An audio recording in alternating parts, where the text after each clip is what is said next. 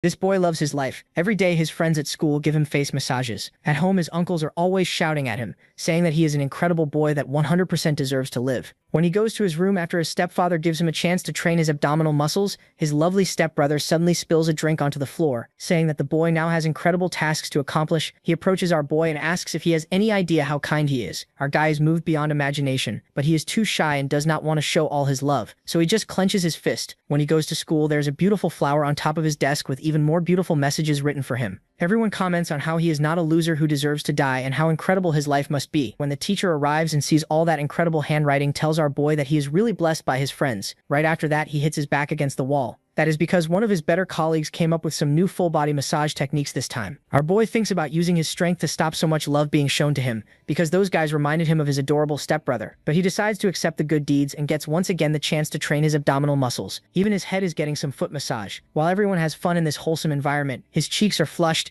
his neck is getting that chiropractor treatment, and when his cell phone falls to the ground, a guy worried about internet addiction instantly breaks it to save our boy from his dopaminergic system, being overloaded with dancing e-girls and Mamoru videos. But the moment he is about to show him the brand of his new shoes on full force, this bully appears and holds the shoulders of the wholesome friend. Everyone recognizes the bully as Nishi, and the middle of the girl's thighs are suddenly slippery. Our boy best friend is about to ask Nishi what he wants, when one of the massage boys tries to slightly scratch his head with a baseball bat. But Nishi is a trained gentleman, so not only does he easily block the attack with his back, he also delivers a free dental care to the dude's mouth, who instantly falls to the floor from such unexpected kindness. Nishi the panty creamer then kindly asks everyone to go rest, and the trio goes away sad because they could not give our boy the full body massage he deserves. Nishi sighs and talks to our boy asking why he does nothing when others show love. He should try starting massaging everyone too, but our guy just stands and walks away, just replying that Nishi knows nothing about him. The dude though is impressed. This body receives such an intense massage but still walks away like nothing had happened. That could only be possible if he was evading every single movement at the last second to avoid the pleasures of the care. But nah, that would be impossible, he concludes. Later, our boy is back at the rooftop observing that lovely school. His biggest problem is that since his cell phone broke, he cannot really watch a Mamoru video. The happiness from being free of that addiction is so intense that he starts climbing the fence, and suddenly he opens his arms in pure joy just thinking about flying without a parachute. But that is when his perfect life gets turned upside down, with strange numerical pillars that appear from the sky and start raining down at the city. Every Mamoru watching gadget began to electrify their hands, making every student lose their grip, and that is when the happy life of our boy began to shatter. Down below he heard screams, and from the cell phones the numbers began to distort and create form, and all of a sudden a goblin mutated from inside of it. Before one could understand, every student was running for their lives. Blood began to pour while our boy was just watching it all from above. A goblin rushed and crushed its first skull. Creatures were freely roaming the school, and the protagonist was watching it all from above. Lifeless bodies dropping, calling for their families, and a mountain of students was stacked in a few minutes. But our boy that had that incredible life before was sad, saying things like, "Yeah, I was ready to jump, but I am blessed with this incredible view." Seeing girls getting free clothing changes and guys being eaten as a whole by spiders was indeed a beautiful sight. No more funny games.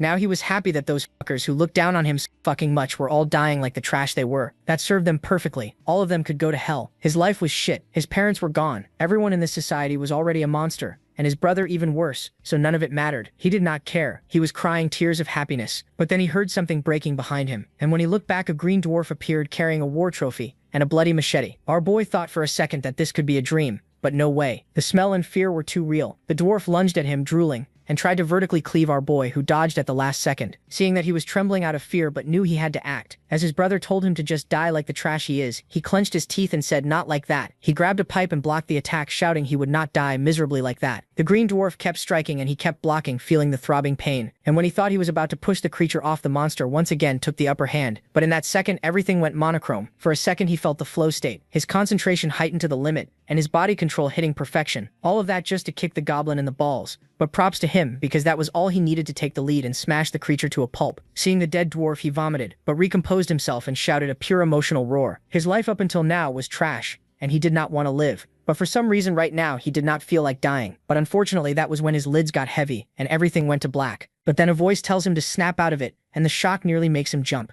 It's Nishi. Relieved to see our boy in one piece. He says the injury to the protagonist's head looked so bad he was sure he was done for. Our boy looks completely wrecked, while Nishi tells him to take it easy. But when he looks outside, he realizes the disaster has spread everywhere. The whole city is hell. Then they hear some sobbing and find the rest of the class cowering. Funny how the tough guys are pissing themselves now. Kujo is in shock while the teacher holds her and the guy says he'll protect everyone. The PE teacher pretends to be comforting Sakura, but the guy is blatantly checking out the girl's assets. The others already know what it's like to be devoured by the eyes of this so-called hard-working man. But our boy ends up getting distracted when he sees the huge barricade over in the corner. Nishi explains they threw that protection together in a hurry, and that everyone ran up to the roof to escape the monsters. Lots of injured people, while the building behind them is turning into a barbecue. All that junk is the only thing separating them from death. Nishi is blaming himself like crazy, because there were people begging to be let in before everything got sealed off. The kid is on the verge of having a breakdown. Just look at that mangled hand trying to cling to life while the goblins tear through the stairs. Pure concentrated despair. The teacher explains that there's no way to open it without letting the monsters in too. The poor people outside see them through the gap and beg for help. Neshi still tries to argue that there are people alive out there, but the hands on the other side are already losing strength. Desperate screams echo from behind the rubble, and Neshi is having a total meltdown. Bro is in shock. He says that deep down he just wanted to survive, and that his survival instinct took over. But then our boy says it's not his fault. While staring at the dead goblin, Nishi asks if the protagonist was the one who soloed that thing and says he's amazing before admitting that he, on the other hand, completely froze up. Nishi laments not having the MC's courage while Rakuto keeps that same blank expression. The teacher yells for everyone to gather around and everyone gets startled, as he tells them to analyze the situation from the moment the monsters appeared. Sakura tries to use her phone, but the battery is just dead.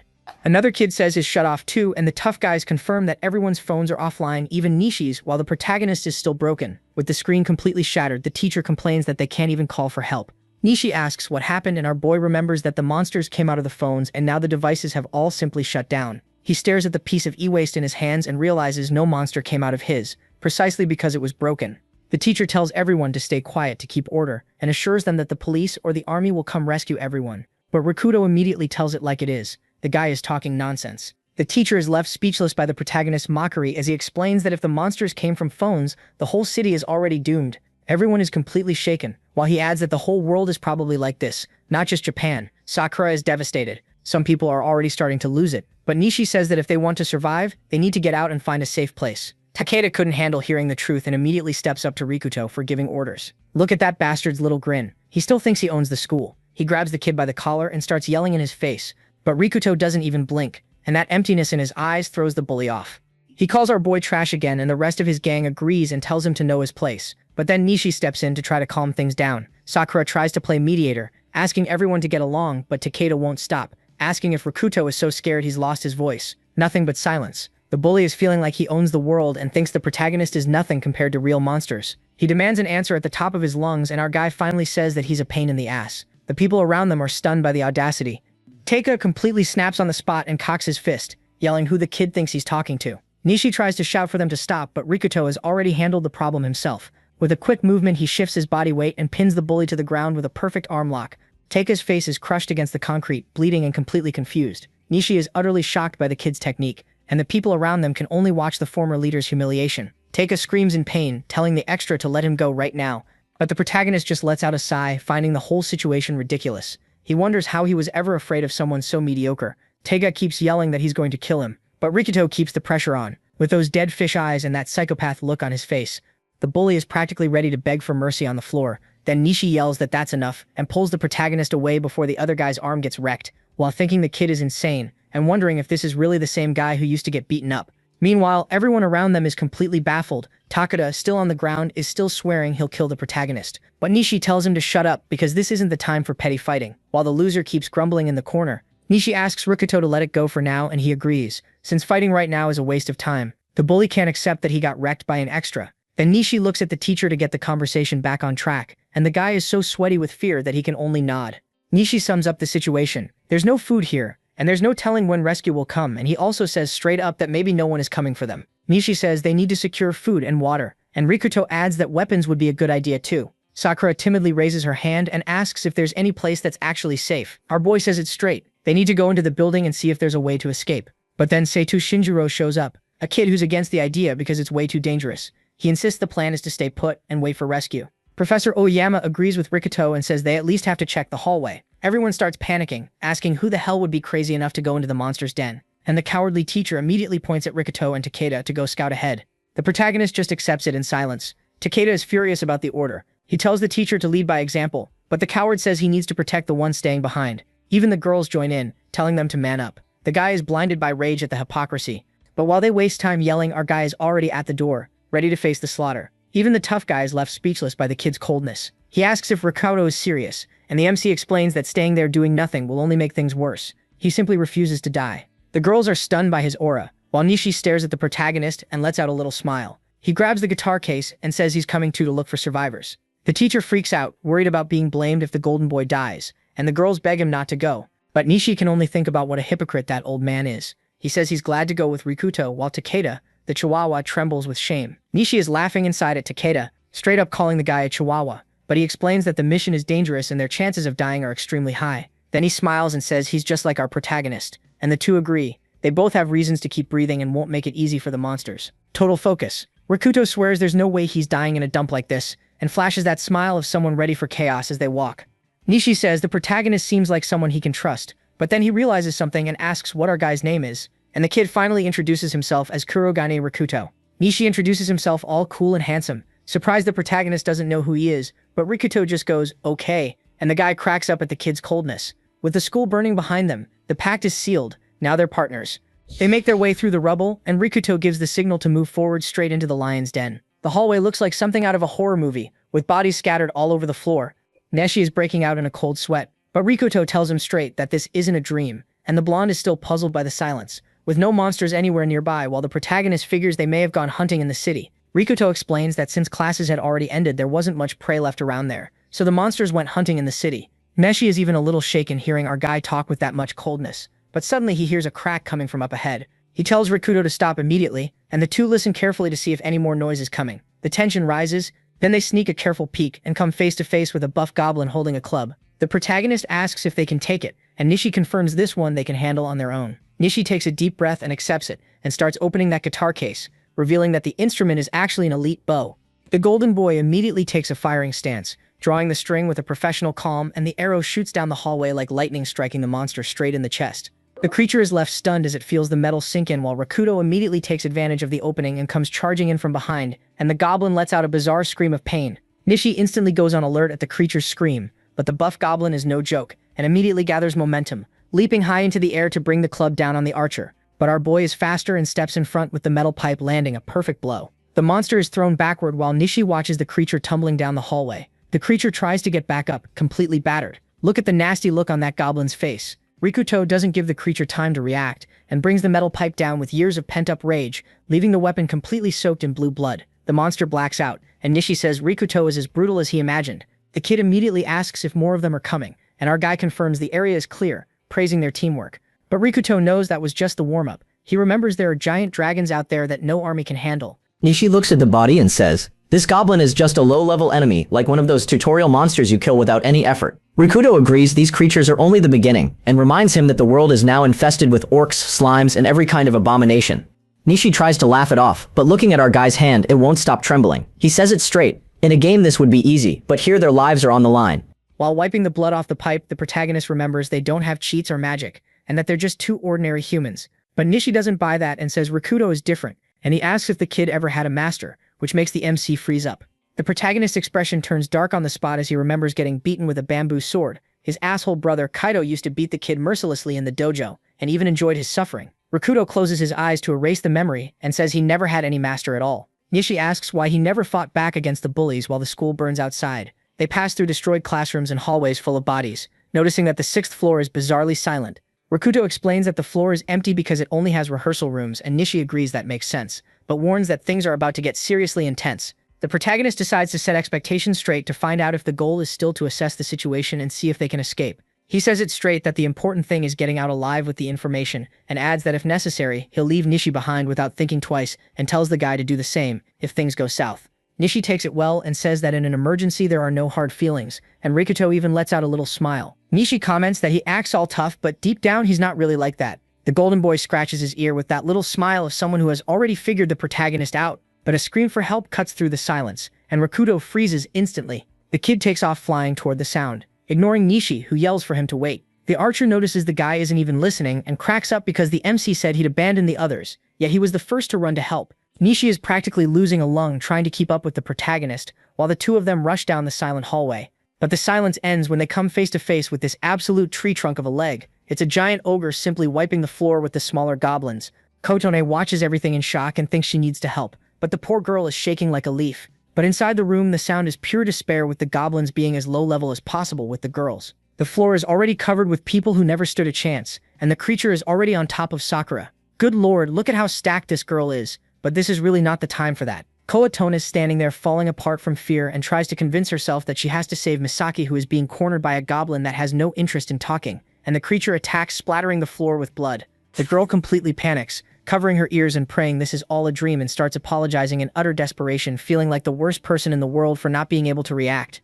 Outside, the school seems peaceful, and she remembers when Rakuto was getting beaten, and she just stood there watching. In the flashback, the bullies were humiliating Rakuto, and Katone watched it all, knowing she needed to step in, and even tries to open her mouth to tell them to stop, but the asshole drives a kick straight into the MC's face, infuriating. The girl could only tremble and apologize to him in her head, until Saito touches her shoulder and tells her class is about to start and pulls her by the hand while Rakuto is left there on the ground, and the two of them just move on. In the present, night has already swallowed the school. Koatone wakes from her blackout, and finds herself locked inside a locker. She remembers Misaki while hearing slimy noises outside, and wonders how long she was out. She fumbles for her phone in the dark, but the locker suddenly starts shaking, and she holds her breath in terror. And then suddenly total silence. You can feel her desperation from here. Out of nowhere, a beam of light cuts through the ceiling and reveals that her hiding place is done for. 3 goblins are already there surrounding her, while she looks to the side and sees Misaki's body. The poor girl is completely cornered, and the creature is already yanking her by the hair, while she begs for mercy. But the monster only lets out a roar right in her face, and the creatures are already going after her uniform. Good lord, look at how stacked this girl is. She screams in desperation, and out of nowhere, everything explodes in light. Out of breath, she begs for any kind of help. But the monsters only laugh. She closes her eyes, expecting the end. When a giant club suddenly smashes the goblin's head apart, making the poor girl open her eyes without understanding anything and come face to face with the ogre clearing the area. The creature looks like a demon with those red eyes. She's shaking more than jelly. Even the other goblins run for their lives in fear of that beast. The ogre is surrounded by goblins and starts wiping them out with that giant club in a total massacre. Koatone can only watch the carnage, paralyzed while the monster breathes hot air into her face and she shrivels up in terror. On the floor above, Rikuto and Nishi fly down the stairs while the sound of despair echoes through the building. But the ogre has already grabbed Koatone by the waist and is carrying her away like some kind of trophy. The ogre is dragging a bunch of tied-up goblins around like trash and holds Koatone as she cries and begs to be let go, but he ignores her and keeps walking. The poor girl is so shocked that she simply blacks out. Hidden in the corner, Rikuto and Nishi watch everything, and Nishi is pale with fear. He shrinks back behind the pillar and wonders whether his arrows will even scratch the skin of that war tank. The protagonist says that his bad feeling was right, and remembers that the upper floor was way too empty for a reason. The ogre starts casually walking away, dragging the goblins like they were trash bags, and Nishi realizes that they're the prey of an elite monster. The archer is in shock watching Katone being taken away, but Rikuto starts walking, and Nishi tries to hold the kid back, but the protagonist says he's going to save her, because the girl is still alive. Nishi asks if he wants to die or if he's trying to play hero in the middle of this carnage. Rikuto looks his partner in the eye and admits that before he just wanted to jump off the building. But seeing the end up close changed everything, and now saving the girl is what proves he's alive. Nishi is outraged and asks if dying to an ogre is his big life plan. The MC doesn't even care and tells his partner to go back alone. The boy is locked in. He remembers the bullies calling him trash while his family photo is left behind in the dirt. No one was on his side, and he was alone against the world. Takeda used to say he was already dead and should act like it while calling the kid incompetent, but Rikuto says he won't be one of the living dead anymore, even if it costs him his life. Then Nishi tells him to wait a second and says he has a little sister who goes to another school, which leaves the MC confused, but the archer explains that he can't die and leave his sister alone in the world. Nishi clenches his fist, breaking into a cold sweat because if he runs away now, he'd never be able to face his sister if she were in the same situation. He admits he's scared to death, but decides that the two of them are going to save the girl no matter what. The archer asks if the protagonist is ready to do something stupid for selfish reasons, and Rikuto gives a crooked smile. The kid says it straight. Nishi's not right in the head either. Now the problem is how to face that tank without dying instantly. And the protagonist says that if Nishi fights alongside him, he already has a plan in mind. Rikuto tells Nishi to pay attention while Katone wakes up in the middle of the nightmare. She's tied to a pillar, and good lord, look at the size of this survivor's assets. The ogre even left some goblins tied up there as a food supply. The poor girl is in total shock. The monster is right there in front of her, relaxing by the fire and chewing on a human head. Meanwhile, our boys launch their attack and Nishi calls out to the protagonist to confirm the plan. Nishi thinks our boy has completely lost it, while Katone accepts that the end has come. She looks around and only sees the shadows of those who've already turned to smoke, and the ogre is still there, chewing the remains like it's an afternoon snack. The girl imagines her own body turning into barbecue over that fire, and falls into total despair, crying and begging not to die. But then something goes whizzing past the monster's ear. The creature stops dinner on the spot, sensing danger, and raises its club, ready to crush whoever interrupted its meal. Katone hears a noise and freezes instantly, and in her panic, she loses her balance, falling straight to the ground, pillar and all. The creature is on top of her in an instant while she begs to be untied, but the ogre lifts the pillar like it's nothing but a twig, carrying the poor girl toward the flames. Total despair. But the monster stops when it senses a presence in the dark. Our boy has finally appeared. Kotone's in complete shock, seeing Rikuto there looking like a different person. He just tells her to close her eyes and that's it. She can't even process it. The ogre tosses her aside and focuses on our boy and pulls the giant club off its back and comes charging in to crush him. But the protagonist is smart and grabs the fire extinguisher right away and blasts the creature in the face with the spray, blinding the monster instantly. The MC kicks the extinguisher aside and runs to free Kotone, telling her to stay quiet. She can't understand why he came back to save her while he tries to cut the ropes with a little knife, but the damn thing is way too tough and won't cut at all, and carrying her together with that giant pillar is out of the question. So Rikuto immediately gets the backup plan ready. Ho starts banging hard on the metal pipe, making the sound echo 3 times down the corridor. Nishi hears the signal and immediately realizes things have gotten worse for them. Nishi remembers our boy's crazy plan and runs down the corridor, giving it everything he's got, even though he's terrified of screwing up. But the ogre is already huffing right behind them and lets out a roar so foul you can practically feel its breath from here. The creature comes at them with pure rage while Kotone screams and Rikuto dodges. Total focus. He faces the giant with the pipe gripped tight, knowing that being off by even a millimeter means game over. Rikuto knows that one slip-up means a coffin, while Kotone screams his name and he enters the zone, raising the pipe to meet the club head-on. Incredible precision. He redirects the weight of the blow straight into the ground, which cracks apart from the impact. The ogre is thrown off. And the MC lets out a smile, feeling his muscle memory return, and now the creature is truly screwed. The ogre is raging and roaring in pure hatred while Rikuto gets ready to counterattack. Instead of facing brute force head-on, he just redirects the club's trajectory, making the monster slam it into the ground. In the same motion, he strikes the beast's foot, making it let out a howl of pain. The protagonist remembers his father now and realizes those kendo lessons stayed with him ever since his training days at the dojo. Rikuto silently thanks the old man while Kotone is left speechless by his skill. He realizes the monster is nothing but brute strength and zero technique, while the beast snorts in pure rage. The ogre raises the club with all its might to crush him, but the MC is already prepared and dodges the blow with absurd ease, leaving the beast completely baffled. The metal pipe cracks against the monster's arm and our boy is already circling to find the next opening. The beast keeps charging in with pure brutality and Rikuto realizes the attacks are totally predictable, with no feints at all, just brute force. The ogre is furious at being made a fool of and even backs off a little, confused about what's going on. Kotone is stunned watching the fight, but she realizes our boy is at his limit with his hand shaking so much the metal pipe is almost slipping out. To make matters worse, the monster is a tank and barely feels a thing, so going head-on now would be suicide. Nishi is running for it, and Rikuto tries to lure the beast, which snorts in pure rage, but out of nowhere the monster turns around and with bizarre strength lifts the pillar with Kotone still on it. And the protagonist freezes on the spot, cursing out loud while the ogre brings the blow down to crush him. The impact makes the school shake and the classroom turns into pure rubble. Rikuto dodges being crushed by a hair while the ogre comes after him, drooling. Poor Kotone being used like a hammer. She remembers a sunny day at the park where 2 boys were making her life miserable. But then a little boy showed up to step in. It was little Rikuto protecting the girl. And now she cries in guilt for having turned her back on him. Outside, Nishi takes position and thinks the protagonist is a monster at dodging. Rikuto is at his limit and can't hide his exhaustion anymore, while Nishi gets ready in the hallway to lure the beast into a straight line. He's focused and says he'll end this right here. The ogre keeps up the chase in pure fury and brings the pillar down to try to crush the protagonist. The MC still manages to block the blow with the pipe, but it's clear the strain is way too much. His hand is giving out and his grip is gone. The beast takes advantage of the opening to leap in with everything it has and sends our boy flying with a brutal swing of the club. Sent flying with full force while his partner watches in shock, seeing our boy hurled toward death until he crashes onto the floor.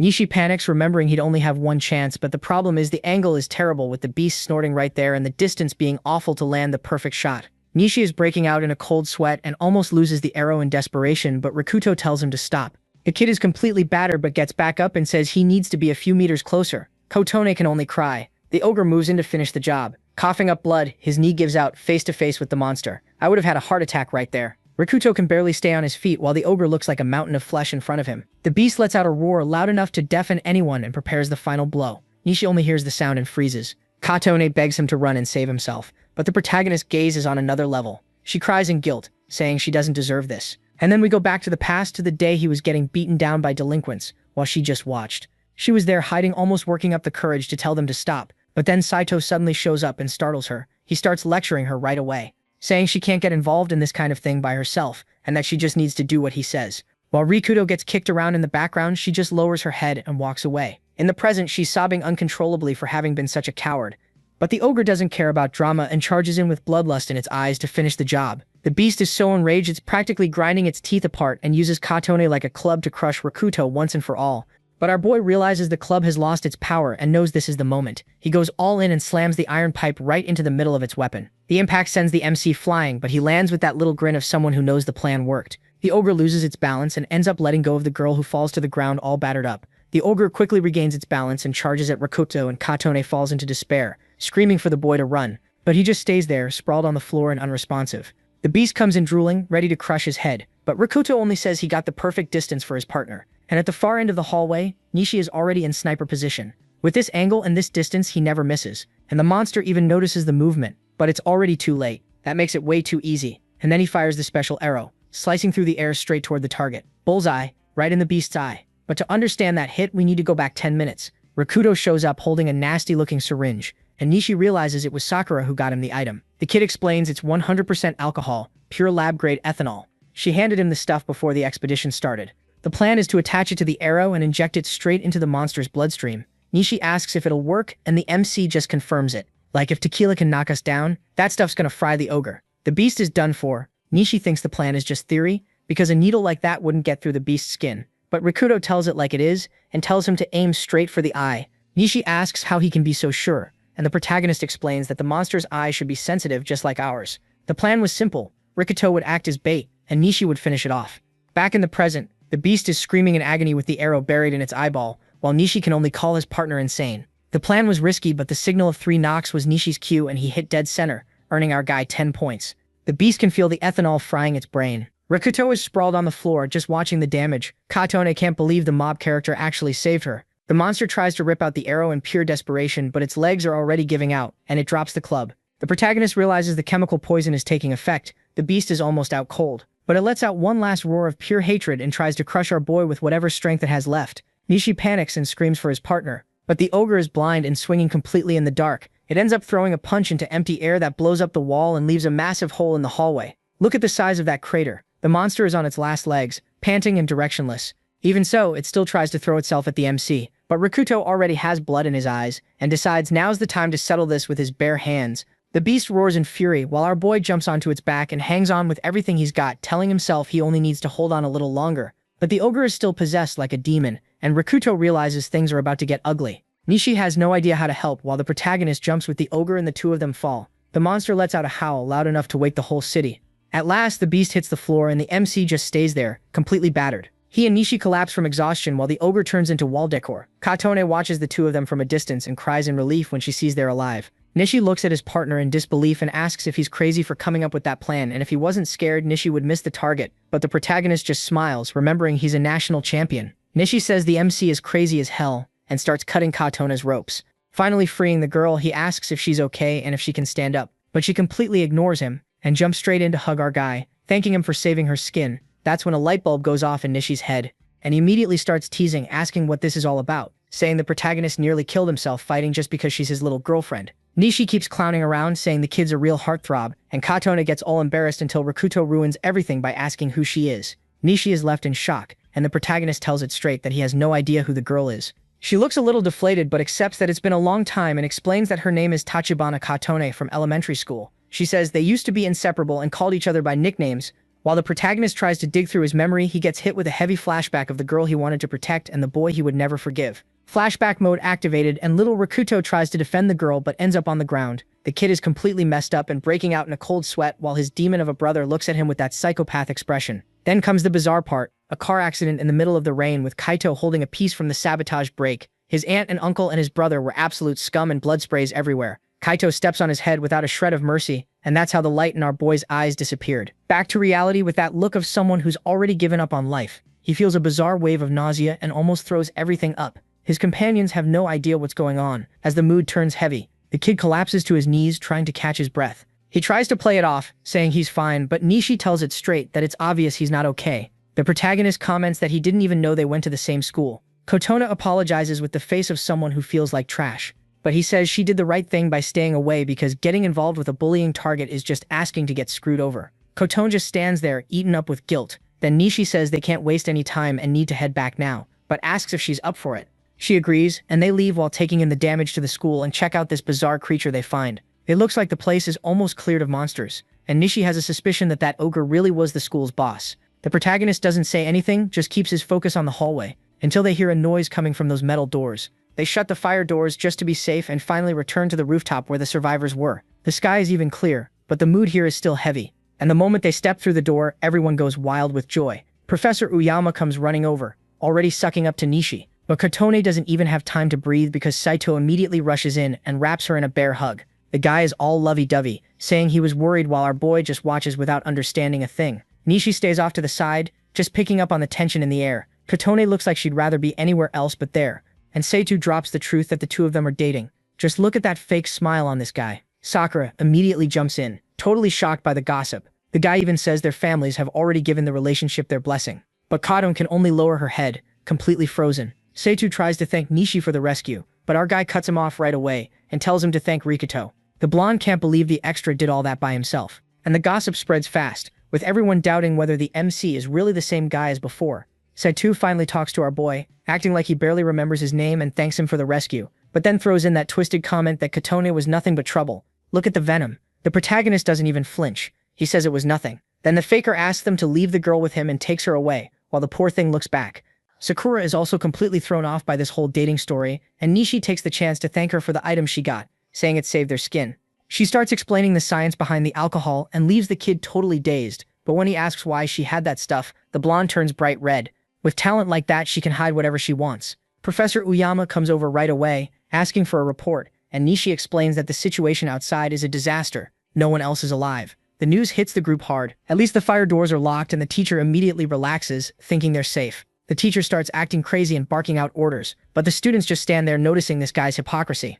And that's how the scramble to set up the base begins, with everyone carrying boxes, trying to last one more day. While everyone stacks desks to block the passageways, the girls take care of the food supplies. Sakura checks her kit. With chemistry skills like that, I'd take any class she taught. Nishi stays off to the side, just catching his breath. But then suddenly a heavy dragging noise starts scraping across the floor, coming from a giant sack that doesn't look friendly at all. Our boy is dragging a whole pile of bodies by himself. It's bizarre seeing arms sticking out of the sack like that. Katone can only stare, shocked by the dirty work left to him, and he explains that they need to get the dead out of there before they start to rot. Katone asks what he's going to do with all those people, and Rikuto just gives her that empty look over his shoulder. He keeps dragging the burden alone and remembers that the people in the sack are the same ones who made his life hell. The bullies who beat him up, and even the teachers who pretended not to see what was happening. The MC admits he always wished everyone there would drop dead, and Katone listens with the expression of someone being slapped across the face. But now that his wish has come true, it feels awful, and he feels like the end of the world is divine punishment for how bitter he was. But to Katone, he was always her hero, both now and in the past.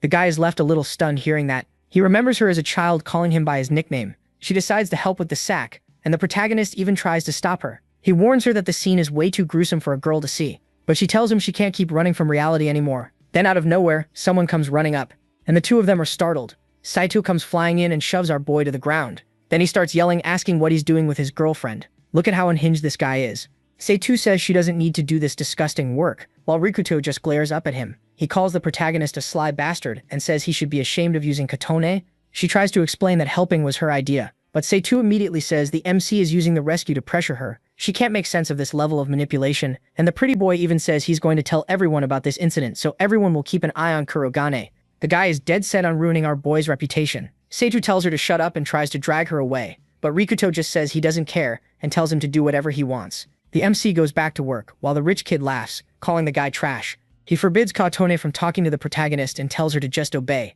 and Rikuto keeps walking without even looking back. But the girl's patience had run out and she slaps that lunatic across the face. So satisfying. Saito is left stunned, holding his cheek, and she reveals she only put up with him because of their father's business dealings. Saito argues that they promised to be together forever, but Katone tells him straight that it was just a deal between their parents.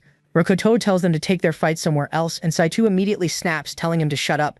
He starts saying she needs him for protection, but Katone clearly remembers that he used her as bait to save himself. The guy tries to pretend he doesn't know anything, but the flashback shows that when the goblins arrived, Saito was the first to run away and left her alone while he looked for a hole to hide in. In the middle of the chaos, he realizes it's not going to work and that the creatures are about to catch them. So the piece of trash simply sacrifices Katone and lets her fall to use her as bait. She is left speechless, processing the betrayal while she watches the coward disappear down the hallway.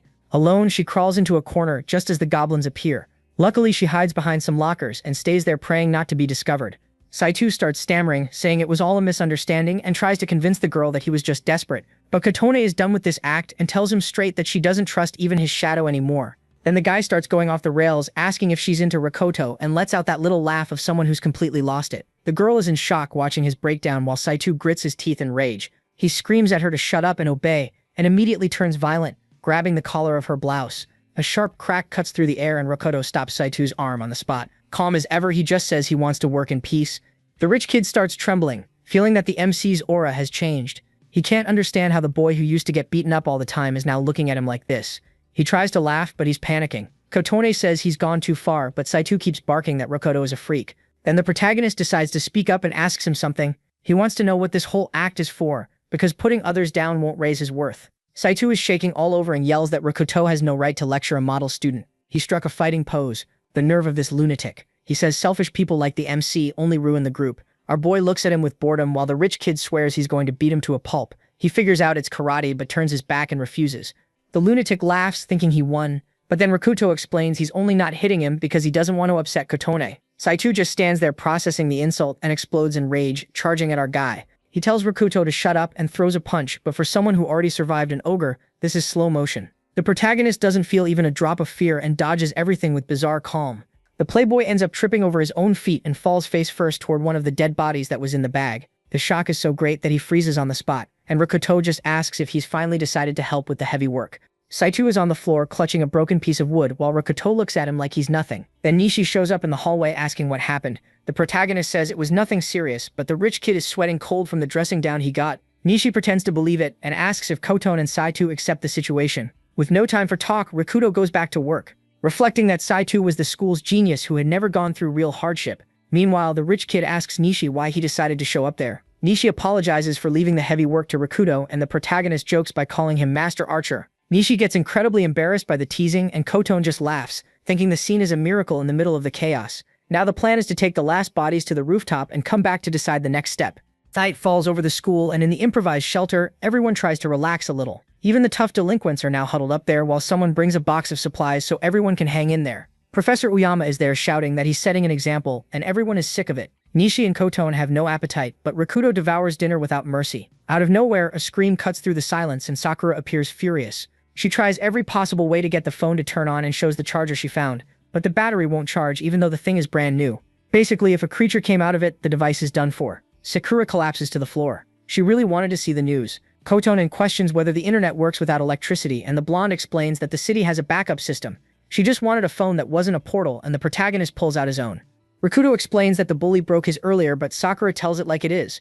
Broken like that, it's useless. Kotone realizes her phone is exactly the same as Rikuto's, and Nishi is stunned that they both use such an ancient model. Just look at his dumbfounded face. But Sakura sees an opportunity and explains that this specific model is the only one she might be able to fix. That spark of hope appears, and the mood in the shelter changes completely. Then Nishi calls everyone for a meeting and lays it out straight. The food will only last 3 days, and they're cut off from everything. The protagonist shows the trash weapons they managed to get. I wouldn't take on a goblin with that stuff. The archer admits they're screwed, but Sakura has a plan. The plan is to cannibalize Kotone's phone to bring our boys back to life. Sakura says she can handle it, but she's laughing nervously. Nishi even jokes that Takeda helped by destroying the MC's device. With internet access, they might find rescue or shelter. Kotone asks about the computers, but the answer is depressing.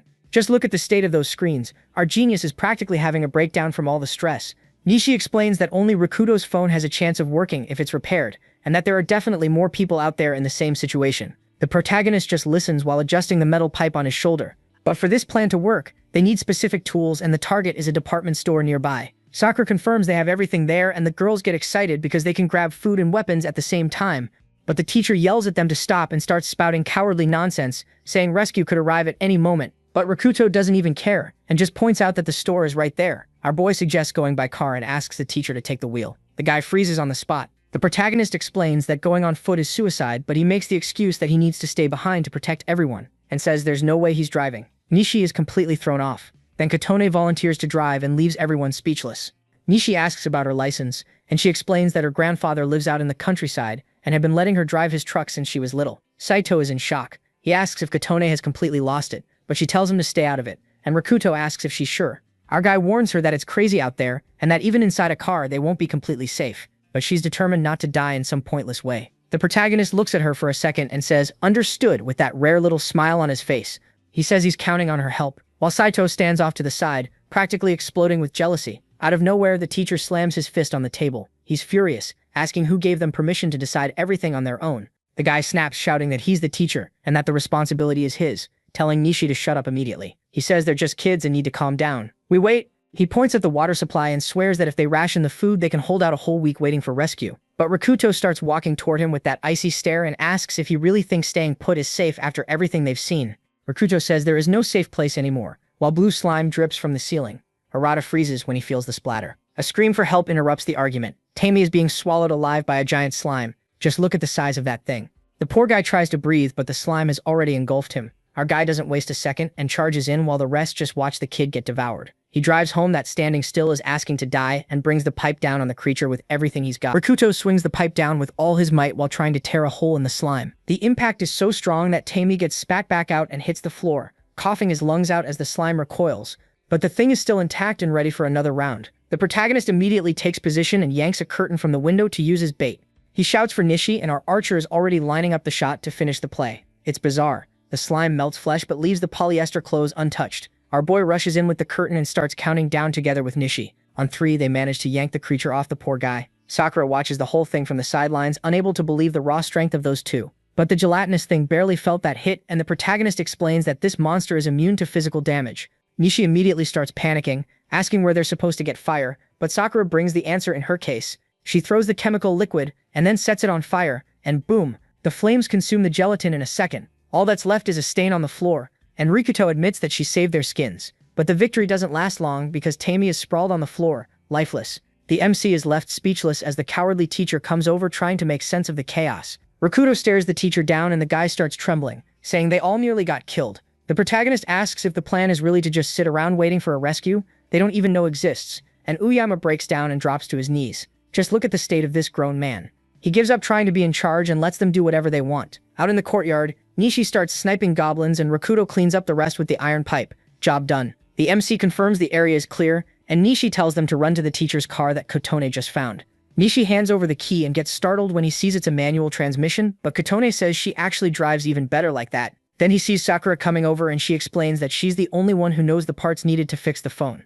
All shy, she climbs into the seat, already lamenting that her life is going to end early. But then Nishi notices someone else coming and it's Saito showing up out of nowhere. He says he's coming too because it's his duty to protect Kotone. Unbelievable. Nishi immediately warns Saito not to cause any trouble, and the guy swears he's not stupid and that he wants to live too. While Kotone shows the map to the coward, Nishi just hopes he doesn't screw anything up. She asks if everyone's ready and Nishi confirms right away, putting his faith in the driver. Sakura looks like she's about to have a full-on breakdown from fear. The protagonist stays silent and gives the final order to move out off to the AO market. The car disappears into the distance while the people who stayed at the school watch from afar. One of the girls remembers that Rakuto ordered the bodies to be burned, but Professor Uyama loses it and starts smashing the wall with a stick. Just look at the state of that lunatic. He screams that he doesn't want to hear anyone say the protagonist's name ever again and yells that he's the one in charge there, leaving the other students stunned by his tantrum. But while he's making a scene outside, the city has turned into an all-you-can-eat buffet for every kind of monster with those three-eyed wolves already securing dinner. The wolves have already surrounded the van and Kotone simply runs one over. Roadkill. Mission accomplished.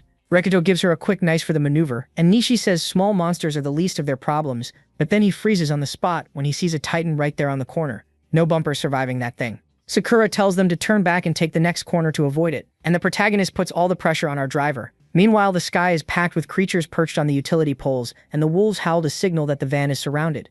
Look at the feast the streets have turned into, man. The crows are already securing dinner. Nishi says it really looks like the world has finally ended. The protagonist asks if he saw any survivors, but Nishi admits he didn't see anyone. In the middle of the silence, Saito tells them to stop the car and Kotone slams on the brakes. Nishi asks if the scaredy cat saw something, and Saito points ahead and says that there's a convenience store right there where they can grab some food. Sakura suggests stopping by the store to stock up, but the protagonist says there's already food at their final destination. Saito complains that no one listens to what he says just because they think it's dangerous, and tells Rikuto to stop acting like the leader. Nishi tries to calm things down while Sakura begs them to get along, and Kotone just lets out an annoyed sigh listening to her ex's nonsense, while the archer falls into thought trying to decide what to do. After all, there's no guarantee they'll find food, and the risk is high, and that now there's no such thing as a right or wrong choice anymore. But the MC decides that since the die is cast, he'll give it everything he's got. The MC says it straight. He won't complain about anything, no matter what happens. Nishi just gives a faint smile, thinking the protagonist is weird. Then the archer decides that yes, they are going into the store and checks if everyone's on the same page. 5 minutes later, they pull into the parking lot. Rikuto asks Saito if this is the place. Nishi immediately takes the lead to guide the group. While Sakura wishes them luck from the car window, the trio enters the store, which is completely trashed. The scene inside is depressing, and Nishi notices the shelves are completely bare. Fresh food is long gone, but Rikuto finds salvation in canned goods and they decide to clean out whatever's left. With their bags full of water and food, the group gets ready to get out of there. But Saito suddenly freezes, swearing he heard a strange noise coming from the back. Nishi immediately calls out, asking if anyone's there, but there's no one there. There's just a cardboard box there, and the atmosphere turns tense. They walk over to check it out, and Saito breaks into a huge grin when he sees it's full of bread. But Rikuto tells him to stop. The idiot wants to take the credit, but the MC feels like something's off. Just look at all the blood splattered across the floor. Saito goes pale, asking what the hell happened there. There's even a warning on the floor telling people to get out because of the monsters. But Saito ignores the danger and thinks the MC just wants the bread for himself. Saito is being a complete asshole as usual, yelling that the bread is his and nobody else's. But then the box opens a giant eye and a tentacled monster leaps straight onto his neck. His scream of agony echoes all the way to the parking lot, and the girls inside the van can tell things have gone bad. Sakura immediately tells Kotone to duck because some lizard men are passing by with a human head on a spear. They freeze in place, hoping Rikuto is still in one piece, while inside, the monster from the box is slicing Saito apart. But our boy isn't the type to freeze up and he immediately charges at the giant eye. He lands a direct hit to free Saito and immediately winds up the next one to finish the job. The kid realizes it's a mimic, just like in RPGs. But Nishi appears at the door, warning that things have gotten worse outside. A whole squad of lizard men is surrounding the parking lot. The two of them stay hidden, watching every move while the 5 monsters patrol past with those spears. Nishi is sweating bullets. The big lizard stops beside the car and starts sniffing the air while the 2 girls try not to breathe at all. But no luck. The creature finds them and panic breaks out. Rikuto sees what's happening and realizes the time for hiding is over and immediately says they'll have to charge in. Saito is back there practically having a breakdown from sheer terror, and the protagonist decides to leave the dead weight behind. The creatures are already dragging the girls out of the car and Sakura is desperate, screaming that she probably doesn't even taste good. The lizard raises its spear to end it all. Nishi wastes no time and fires a precise arrow into the creature's neck, and it drops dead onto the asphalt. And our boy comes flying in with the metal pipe and starts beating the hell out of them. He lands a blow that sends the lizard flying and immediately yells for Kotone to protect Sakura and run if necessary. But now the protagonist is surrounded by 3 armed monsters while Nishi tries to cover him from the corner. But the beast dodges the arrow, and the archer realizes that without the element of surprise, they're screwed. Nishi realizes that if this keeps up, Rikuto is done for, and that 1 against 3 is just unfair. The protagonist faces the creatures, wondering if he's going to die there while one of them is already leaping at him with everything it's got. But he says he won't die, lying down and blocks the blow with what little strength he has left. But a second lizard takes advantage of the opening and catches our boy off guard. He freezes up instantly, but someone throws a rock and hits the monster dead on. Rikuto and the monsters are completely confused by that rock coming out of nowhere. Out of nowhere, Takeda appears on the roof winding up like he's in a baseball game. The kid starts pelting the lizards with rocks like a machine gun, and the beasts get dizzy without knowing where the attack is coming from. Nishi spots the opening right away and fires an arrow to end one of their careers. Another guy jumps down from above to help, throwing a right hook straight into the middle of its snout. The guy's got brass knuckles on while Rikuto takes advantage of the opening to crush the last lizard with the pipe. Area clear, and the protagonist can finally breathe. He thanks Teicha for the help, and honestly, with all of Sakura's talent, I'd follow her to the ends of the earth. Meanwhile, the kid asks them not to leave and asks Teicha if they can come along. Nishi admits he almost bought it, but the protagonist doesn't lose focus. Everyone runs to the car and is stunned to see Kotone behind the wheel. 10 minutes later, and the blonde introduces himself as Ice Tota. He points to their hideout, which is of all things a motel. That's the level of these guys' base. The girls nearly die of embarrassment while the kid explains that it's safe there because there are no cell phones, and also makes it clear that he's not a couple with the upperclassmen. Nishi suggests exchanging information, but Saito, being the same trash as always, just walks off. Nishi apologizes and tells everyone not to mind the idiot. Saito is fuming with rage while the blonde remembers the close call when Yamaoka saved him with his fists. The kid is nothing but grateful, but Nishi goes cold when he recognizes the guy's name. They say the upperclassman is an elite delinquent involved with trafficking, the Yakuza, and even worse. But seeing the way he acts, the rumors seem pretty bogus. Then the MC asks what's in the back. Rikuto asks if he was the one who left the warning on the store floor, but he doesn't know anything about it. The blonde is shocked that they know about the warning, and Nishi explains that the plan is to fix a cell phone. The kid is happy to know there are survivors, and Nishi admits the situation is bad but asks what the two of them are going to do, while the blonde girl just stands there unsure. The upperclassman agrees right away and says he'll be the group's tank. The upperclassman asks what the kid is going to do, and the boy is fired up to help. Nishi comments that it's a good thing they stopped at the little market, but warns that continuing the trip like this would be madness. That area must be crawling with them, and Yamaoka agrees that they need to be careful. He says her safety is the priority, and Nishi admits they were too hasty. The guy offers himself up as a soldier at their disposal, and the group finally starts taking action. Saito stays off in the corner, seething with jealousy, and in the following days the group focuses completely on mapping out a safe route. There was a lot of fighting against the creatures along the way, but the map is finally full of markings. Several days later, the journey finally comes to an end. Nishi and the protagonist get out and come face to face with the huge AO building. Sakura comments that it feels like forever since she was last here. The blonde is shaking all over but swears it's just warrior's excitement. Nishi warns that things are really about to get serious now. Meanwhile, back at the school, the harpies are slicing everyone up, and the rations are so low that it's half a loaf of bread per day. Everyone is at their limit, on the verge of madness, and the girls are already losing hope without any news from the group. Professor Oyama is there stuffing himself alone, and one of the students works up the courage to ask for a little more. He slams his staff on the ground and tells her to forget it, shouting that food is precious while everyone watches that piece of trash stuffing himself alone. Oyama also says that Rikuto isn't coming back and that he's definitely already dead. Then the guy walks up with a disgusting look and grabs the girl, telling her to devote herself to him. What a disgusting bastard. She pulls away in fear and the coward even laughs, saying it was just a joke, leaving everyone in there boiling with rage and the atmosphere at the school on the verge of exploding. Meanwhile, Raiko's group is already inside the store and notices there isn't a single creature in sight. The place is terrifyingly silent. They've already figured out that there are several types of monsters, but where there's one really strong one, the small ones disappear from the area. Nishi calls these bosses FOEs, like in an RPG, and even wonders if there's some rule controlling all of this. But Rikuto cuts off the chatter and focuses on the mission. Sometime later, they find the electronics and tools section, and Sakura freaks out with happiness at the sight of that paradise of parts. Rikuto tells Katone and Guri to help Sakura and assigns Saito and Nishi to stand guard. Meanwhile, he and the upperclassman go for a patrol and see that the store is packed with electronics everywhere, and Sakura acts like a kid in a candy store. She immediately starts sketching out some crazy plans and explains that the phone's processor is complete trash. She even asks if they like the smell of solder, while the others just watch her nerdiness reach insane levels. But the silence in the store is making the protagonist really tense. Rikuto is exploring and spots this paper stuck up. The notice says to eliminate intruders and remove the E from the head, and he realizes it's the same kind of note as the one from the other store. He barely had time to think when the ground started shaking. Then a giant stone monster appears right in front of him and immediately starts tracking the MC's body heat. Our boy realizes it's a golem, and the creature instantly identifies its target for deletion. The monster comes in hard and the speed of that rock is insane. The golem smashes everything in sight while the protagonist tries to find an opening. He lands a hit, but the metal pipe doesn't even scratch the rock. Our boy realizes brute force won't work, and the creature is already preparing the final crushing blow. Rikuto loses his balance, but Yamaoka appears out of nowhere with a boxer's punch. The punch cracks the creature's chest. Yamaoka asks if the protagonist is okay. The golem wavers but stays standing. The MC sees that hitting the center didn't work, and the other guy is already calling for a team attack. The creature attacks, but our guy is focused on the counterattack. He throws another heavy straight, and the punch sends the stone flying. Rikuto is stunned by Yamaoka's raw strength. Even among pros, someone like that is rare, but the golem ignores the punch and keeps coming. The creature lands a glancing blow and makes Yamaoka bleed, leaving the two of them at a total disadvantage.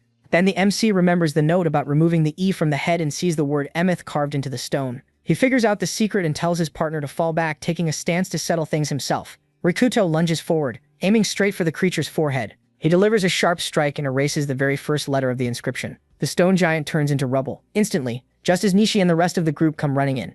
They stare at the ground without understanding a thing, while our guy explains that he followed the logic of the note. The word carved there meant truth. But by removing the letter E, it becomes death and the monster shuts down. It worked. Nishi comments that the world is turning into some bizarre fantasy RPG.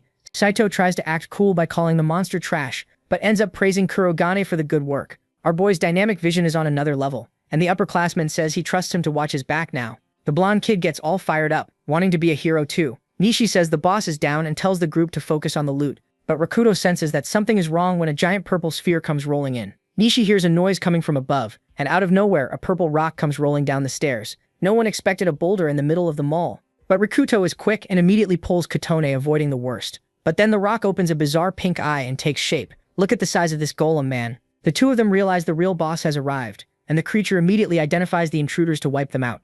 The creature is enormous, and it starts by slamming a punch into the ground that makes everyone jump. Rikuto assesses the situation but realizes there's no way to reach the letters up there. Then Nishi steps in and fires an arrow straight at the target. It lands dead on, but doesn't leave so much as a scratch on the stone. Nishi is shocked that the creature is armored while the golem lets out a roar that shakes the whole mall. The boss's eye starts to glow and Sakura realizes the creature is charging an attack. Panic sets in and the protagonist yells for everyone to get out of there. Nishi immediately starts dragging Kujo, and Takeda runs along with the rest of the group. Katone calls out to Rikuto, but the shot fires at that exact moment. The laser tears through the entire mall, leaving the golem there, reigning in the middle of the flames. The golem stands there motionless right after blasting a massive hole in the floor. Our boy managed to pull Nishi out of the line of fire, but the kid is knocked out cold. Kotone asks if Sakura and the others are okay, and the coward is already starting to shake. The creature is blocking the way to the stairs, and he suggests leaving Nishi behind since he's dead weight. Rikuto says flat out that he won't abandon anyone, even if he dies, and the girl is moved while the other guy grinds his teeth in rage. Rikuto helps Nishi get up while everyone tries to recover, and the giant golem appears through the flames. Nishi asks what that creature is doing, seeing that it's only focused on attacking the flames. The monster lets out a hollow, bizarre sound. Then our boy plants himself in front of the creature. He starts running to act as bait and yells for Kotone to get out of there already. She gets the message and leaves, dragging Saito's burden along. The MC realizes the golem's obsession is attacking the heat of the fire. The first golem said that it detected heat in the area. The plan is for Kotone to throw the flare to distract the monster, so our boy can get away. The problem is if the thing focuses on them on the stairs. The group is up there waiting. Rikuto gives the signal and tells her to throw it. She already gets her arm ready, but Saito suddenly grabs her arm and the flare drops, ruining the whole plan. The flare goes rolling down the stairs, and Rikuto can't believe the stupidity he just witnessed. Saito immediately starts stammering that he had to do it while Kotone desperately screams the protag's name. The monster wastes no time and throws a punch right at him, almost crushing the protag against the pillar. Rikuto tells the girl not to come closer and warns her to take Nishi and get out now. He even orders Saito to protect her no matter what. But that piece of trash already says the MC is done for and wants to bail. Kotone tells Saito to go to hell with a jab and runs into the middle of the chaos to try to save the protag. The thing lets out an eardrum-piercing roar, and Rikuto completely freezes, falling into that mindset that he's useless. Then that voice in his head comes back, tearing the kid apart, saying he's already dead and worth nothing. The golem is already ready to finish him off for good, but the girl won't accept that ending. She throws herself in front of him at the last second, and holds on to Rikuto with all her strength, determined not to leave him alone. The golem brings its arm down, destroying everything, and Rikuto asks why she was so reckless. But Kotone grabs the protag by the collar and asks how he can give up so easily. She tells him straight that the Rikuto she knows isn't like this, and the kid is left in shock trying to understand what she meant. Then he remembers that he always protected her in the past and regains his will to fight facing the monster because they're still alive. Out of nowhere, an arrow hits the thing in the head. The golem reels from the impact as reinforcements appear in the distance. Nishi shows up apologizing and jokes that he was taking a nap. Our guy and Kotone are relieved to see the group is alive. Takeda is there too, with that look like he's about to handle things. And the archer already says, now is the time for the counterattack. The protag tells Kotone to get back so the thing doesn't get her. The golem slams its arm down hard, destroying the ground where they were standing. Nishi comments that the situation is bad and running away isn't an option. To make everything worse, something is pounding on the door behind them, and Saito is already panicking. Nishi warns that the little golems from downstairs are back and Saito is practically having a heart attack from fear. Rikuto decides to draw the big monster's aggro and tells the archer to focus his shots on that E on its chest. But Nishi warns that he won't be able to hold out much longer. But the MC shouts that they need to fight while they're still alive. Sakura and Takeda just watch the fight from afar until the blonde gets an idea. She shouts the boys' names and says she can do something if they hold the monster off. Sakura explains that she has a plan, but it sounds kind of absurd. But Rikuto trusts her. The blonde is even shaken by the faith the protag put in her. She asks if he really doesn't think she's just talking crazy, and Rikuto immediately shouts for Nishi to help him with the distraction. While the blonde asks if she can really pull it off, and she says it's all or nothing now. At that, Yamaoka charges in while the golem grows furious. Now it's time to see if her weird concoction will save the day. Sakura is trembling all over while the golem nearly crushes Rikuto outside. Everyone is shouting and the blonde is already starting to crack under the pressure. She remembers that the protag believed in her, and that gives her the push she needs to finish the job. With extreme care, she finishes the mixture and celebrates that the stuff is ready. Good lord, look at the level of this chemistry genius. But she already warns that if it's shaken, it'll blow everything up, and now the goal is to hit the monster in the head. But the joy doesn't last long, because Sakura realizes she doesn't have the strength to throw the vial that high. But then Ice shows up and takes the thing from her hand, saying he was on the baseball team, and the throw is his job. The blonde almost has a heart attack, and tells him to be careful while the giant golem keeps being a living nightmare. Just look at the size of that thing, I would have run already. Nishi is at his limit, and the thing's eye starts glowing a sinister purple, making the boys think they were done for. But Ice is already getting ready to make the throw of his life. The blondie appears out of nowhere apologizing for the delay and throws a vial, saying it's a present from Sakura. The glass hits the thing dead on, while Kotone asks what the blonde has been cooking up. The genius explains that she mixed some acids into glycerin and created pure nitroglycerin. Then the magic happens and Nishi is nearly blown away by the force of the explosion. Tuta is left with that dumbfounded look watching the thing get vaporized from the waist up. Nishi is left speechless at the damage and asks what that blast was. Sakura gives a little my bad with that face of hers. Can you believe it? And Blondie goes pale, telling her to warn them first. Look at the size of this building, where everything turned into gray rubble. Nishi says it was total madness to do that, but Rikuto doesn't even care, and is already opening the door while Nishi tries to hold the kid back, and sees that the stair railings have turned into nothing but a pile of rubble. Rikuto gives a little grin, saying they beat the boss, and immediately asks if Sakura got the parts. He says thanks, and the blonde girl almost melts from embarrassment, while Nishi says it's time to go. Then Colton tears into Saito, saying he's trash, and the coward tries to play it off like he just wanted to save her. She tells him to never come near her again. Nishi asks what happened, and Rikudo says things got tense. Then Saito starts freaking out, clutching his head in bolts, while Nishi yells for him to stop. Saito runs off like a madman and slips into the middle of a dark storage room. He's out of his mind, blaming the protagonist for everything, and saying the MC needs to die already. He kicks some boxes to vent his anger, but stops cold when he sees a silver knife. The object is stuck into a coffin covered in warnings telling no one to touch it, complete with a magic seal. The genius ignores the danger and pulls out the knife, making the lid open on its own. A red-eyed skeleton rises from the coffin and immediately grabs Saito by the throat. Meanwhile, Nishi and Yamaoka keep shouting for the runaway, and the guy suddenly appears behind them out of nowhere. He comes back apologizing with a bizarre smile, and Nishi gives him an earful for disappearing. Saito says they're done already and wants to leave, acting weirdly cheerful. Yamaoka gets a chill without noticing that a red-eyed shadow is following them.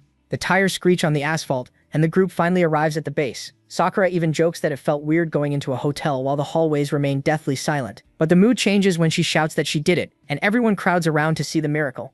Google loads, and she confirms the internet didn't go down and takes the chance to brag a little. The MC asks her to look for any rescue signal, but the feed is nothing but a graveyard of people asking for help. Sakura finds a post about a shelter showing living people in Amashima. Nishi wants to get out of there as soon as possible, while this lunatic watches the couple from afar. The kid is possessed by a bizarre shadow, and our guy says he'll explain everything tomorrow. But the mood shifts back at the school. The infirmary is a bloody mess, and there's a figure attacking someone on the bed. It's Professor Oyama, attacking a female student. Good lord, look at the size of this poor girl's talent. Oyama is enjoying the moment in a sick way while we see what happened at the school after the MC's group left. On the rooftop, the monsters are having a feast on the remains of those left behind. And things are looking bad for the group that stayed, with everyone already starting to go crazy from hunger. One of the boys loses it and demands food and even accuses the teacher of hiding the supplies. He tries to square up to the guy, but he doesn't even move and tells everyone to shut up and obey because he's the one in charge there. The kid tries to challenge him and throws a punch, and the sick bastard drops to the floor in humiliation. The teacher says he hates people who freeze up, and the kid is furious but can't do anything. The people around them are in shock when the maniac pulls out a knife and drives it straight into the kid's stomach, without a second of hesitation. Blood gushes out, and Oyama doesn't even wipe his face, leaving the boy to writhe in agony until he dies. Then he just says everyone better obey the teacher now. Oyama goes all in, saying bad kids need a lesson. Back in the present, the lunatic walks into the room with Enomoto over his shoulder and hums to the rest of the girls. They're all huddled in a corner, trembling, and he throws the poor girl onto the floor. Good lord, look at the size of this runner's talent. With the knife in hand, the teacher praises her endurance and already picks the next target. Kasahara panics and tries to sell out her own friend, just to save herself. Professor Uyama has finally completely snapped and pulled out a knife, saying the girls need to be good and obey the teacher. All they can do is cry. Then the guy turns to the side and sees Hayashi trembling like a leaf. The teacher asks if he has a problem and shows what happened to the boys who tried to be heroes. The kid freezes on the spot and swears he'll be obedient. Then the psycho grabs Kasamoto by the arm and drags her down the hallway while laughing. The ones left behind can only tremble, unable to understand how the world turned into this trash. In the hallway, Kasamoto tries to resist and calls the guy scum, and Uyama snaps, demanding to be called teacher. He keeps dragging the poor girl, saying she needs remedial lessons, and keeps that bizarre look in his eyes.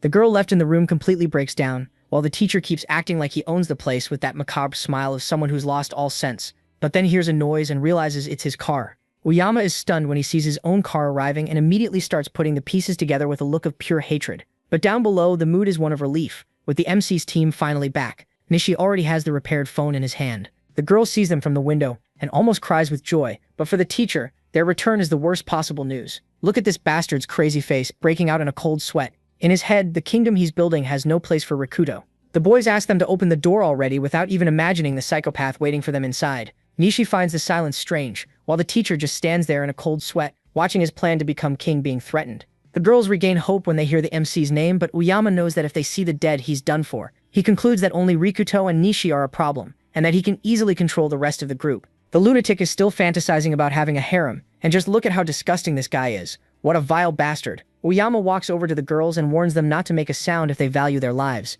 It's way too quiet, and Nishi asks the protagonist what they should do. Rikuto decides the only way is to force their way in and tells Kotone to use the car to ram the gate. Ko is already thrown off by his crazy plans. Then the teacher opens the gate and immediately puts on a huge fake smile at the sight of the group. Nishi explains that the phone is ready and the supplies are fully stocked. Ise shows up already, saluting, and the teacher's face twists into pure hatred. The lunatic covers it up with a little smile and calls Rikuto and Nishi over for a private talk. And Nishi wants to bring everyone, but Uyama insists on hearing from just the two of them first. The protagonist agrees, and the archer tells the group they'll be right back. We all fired up while Sakura carries the burden, but then Kotone realizes Saito has vanished without a trace. Kotone keeps wondering where that coward Saito disappeared to while the teacher leads the boys down an empty hallway laughing to himself and convinced he's already won. He plans to steal Neshi's bow and become the new ruler of the world. Just look at this bastard's psychotic stare. They enter a classroom and the atmosphere instantly turns icy with Nishi telling him to spit it out already. But Uyama decides to play dirty. He empties the fire extinguisher right into the boys' faces and immediately pulls out a knife, laughing like a demon.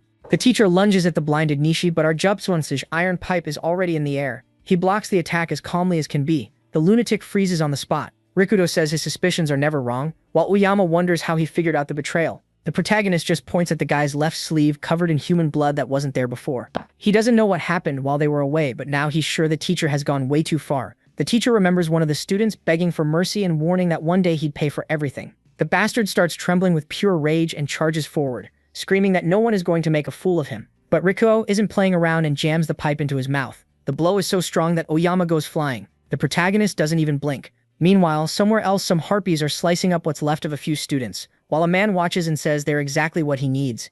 Dear God, just look at the size of those harpies' assets. Seto says it's finally time to begin and lets out that classic villain laugh with a sinister shadow behind him. Meanwhile, back at the school, things are hellish. The students are being treated like animals, and Kotona's being forced to hold the rope, binding everyone together. It's become total humiliation. Sakura tries to comfort her friend, who's completely falling apart while Hayashi just watches with the grin of someone who's totally snapped. Kotona breaks down because hope vanished at the worst possible moment, and despair takes over the room full of bodies. Nishi is furious. He grabs the teacher by the collar and asks how he could dare betray his own group, but the guy has completely lost it. He laughs right in the kid's face and asks if they still expect to be saved.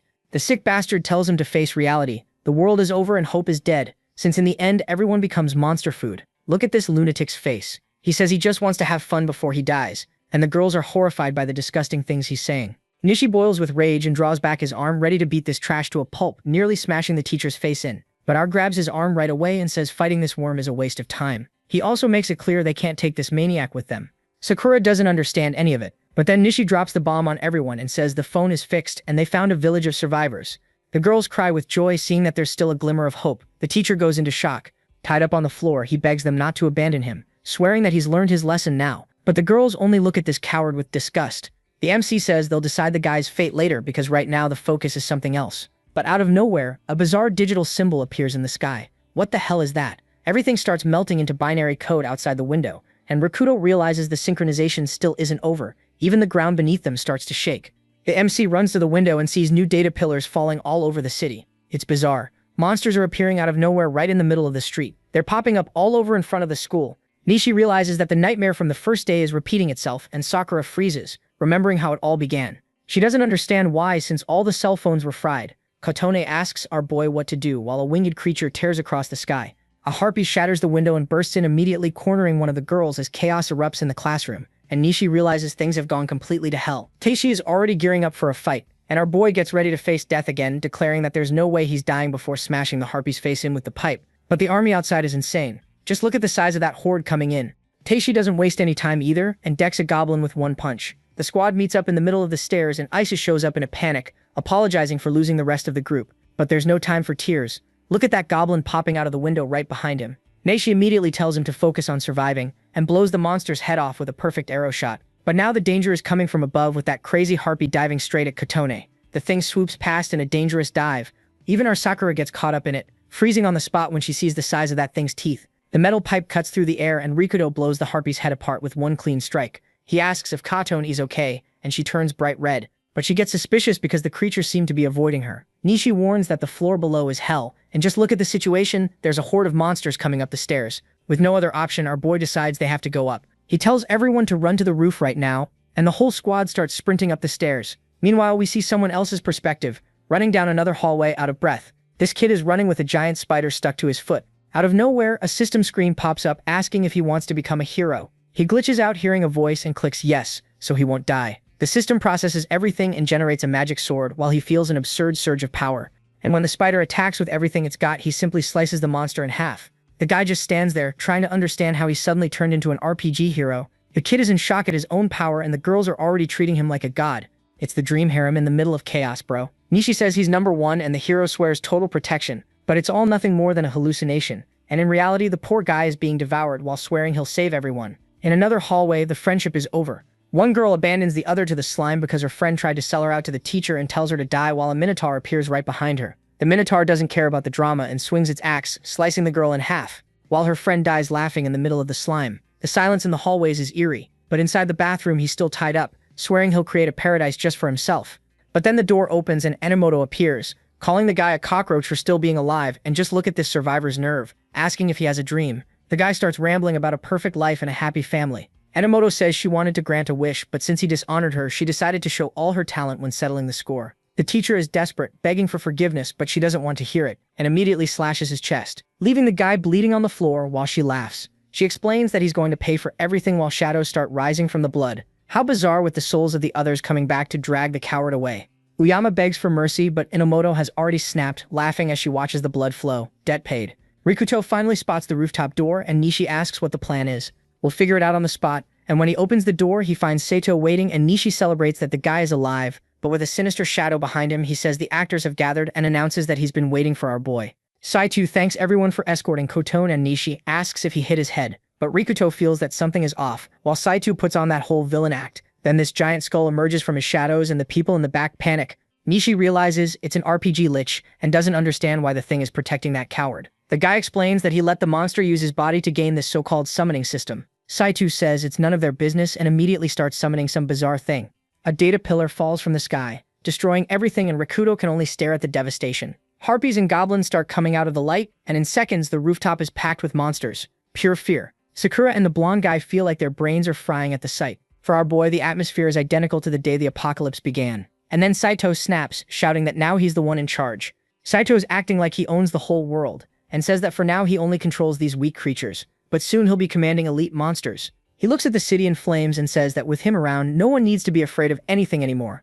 Then he turns to Kotone and says that now he's going to protect her, and that she can stop relying on trash like Rikoto. With a really twisted smile, he calls the girl over to him, but Kotone asks if he was the one who sent the monsters into the classroom, and the guy shamelessly admits it. Kotone remembers every brutal death, but Saito couldn't care less. The sicko says he only needs her. Trembling with rage, she tells him the truth, saying that he's simply stopped being human. She's seen plenty of bizarre creatures and screams that now he's the worst monster of them all. The lunatic is left in shock while the energy around him grows far too heavy. He goes into complete denial and freaks out so badly that Nishi is already bracing for the worst. Saito lets out a roar of, "This is wrong," and erupts with dark energy, blasting everyone away with the pressure. Sakura and Kotone are stunned by how huge this maniac's power is, and now look at the state of him. Saito has turned into a full-on skull monster. He's there drooling with rage because Kotone chose our boy and says he doesn't need her anymore, ordering the horde to attack. Rikuto and Nishi immediately set up a defense and tell the girls to fall back while our guy starts clearing out this monster zoo with the pipe and blocks the attack of this lizard-faced creature, allowing the two of them to run for safety.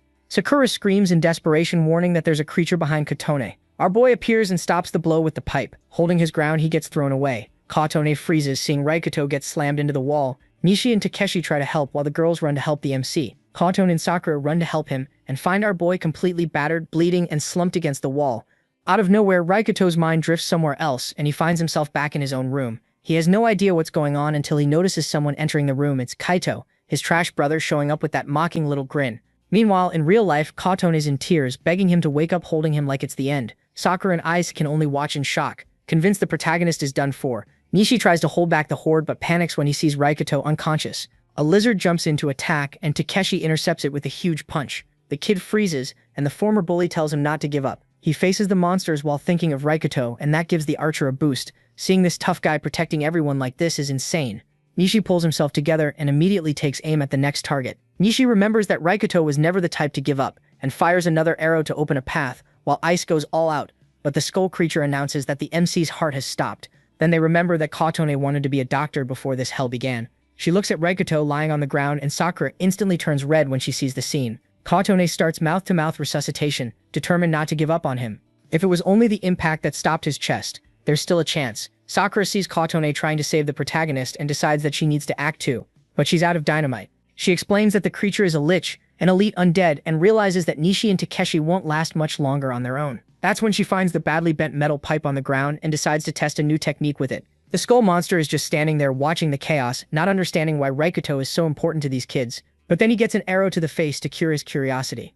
Nishi says it straight that everyone there cares about the MC, but the Lich just lets out that sinister villain laugh and says he'll send the whole group to the grave along with him. But inside Raikuto's mind, a brutal flashback is playing with Serato stepping on his face without an ounce of mercy. The kid was treated like garbage getting beaten, and hearing that his existence was worthless, and that no one in the world would care if he disappeared. The bastard tells him to just accept it and die already, and the protagonist was almost starting to believe that was his fate. Alone in the void, Raikuto feels like he's nothing but one of the undead, and that even though he tried his best in the end, he couldn't change anything.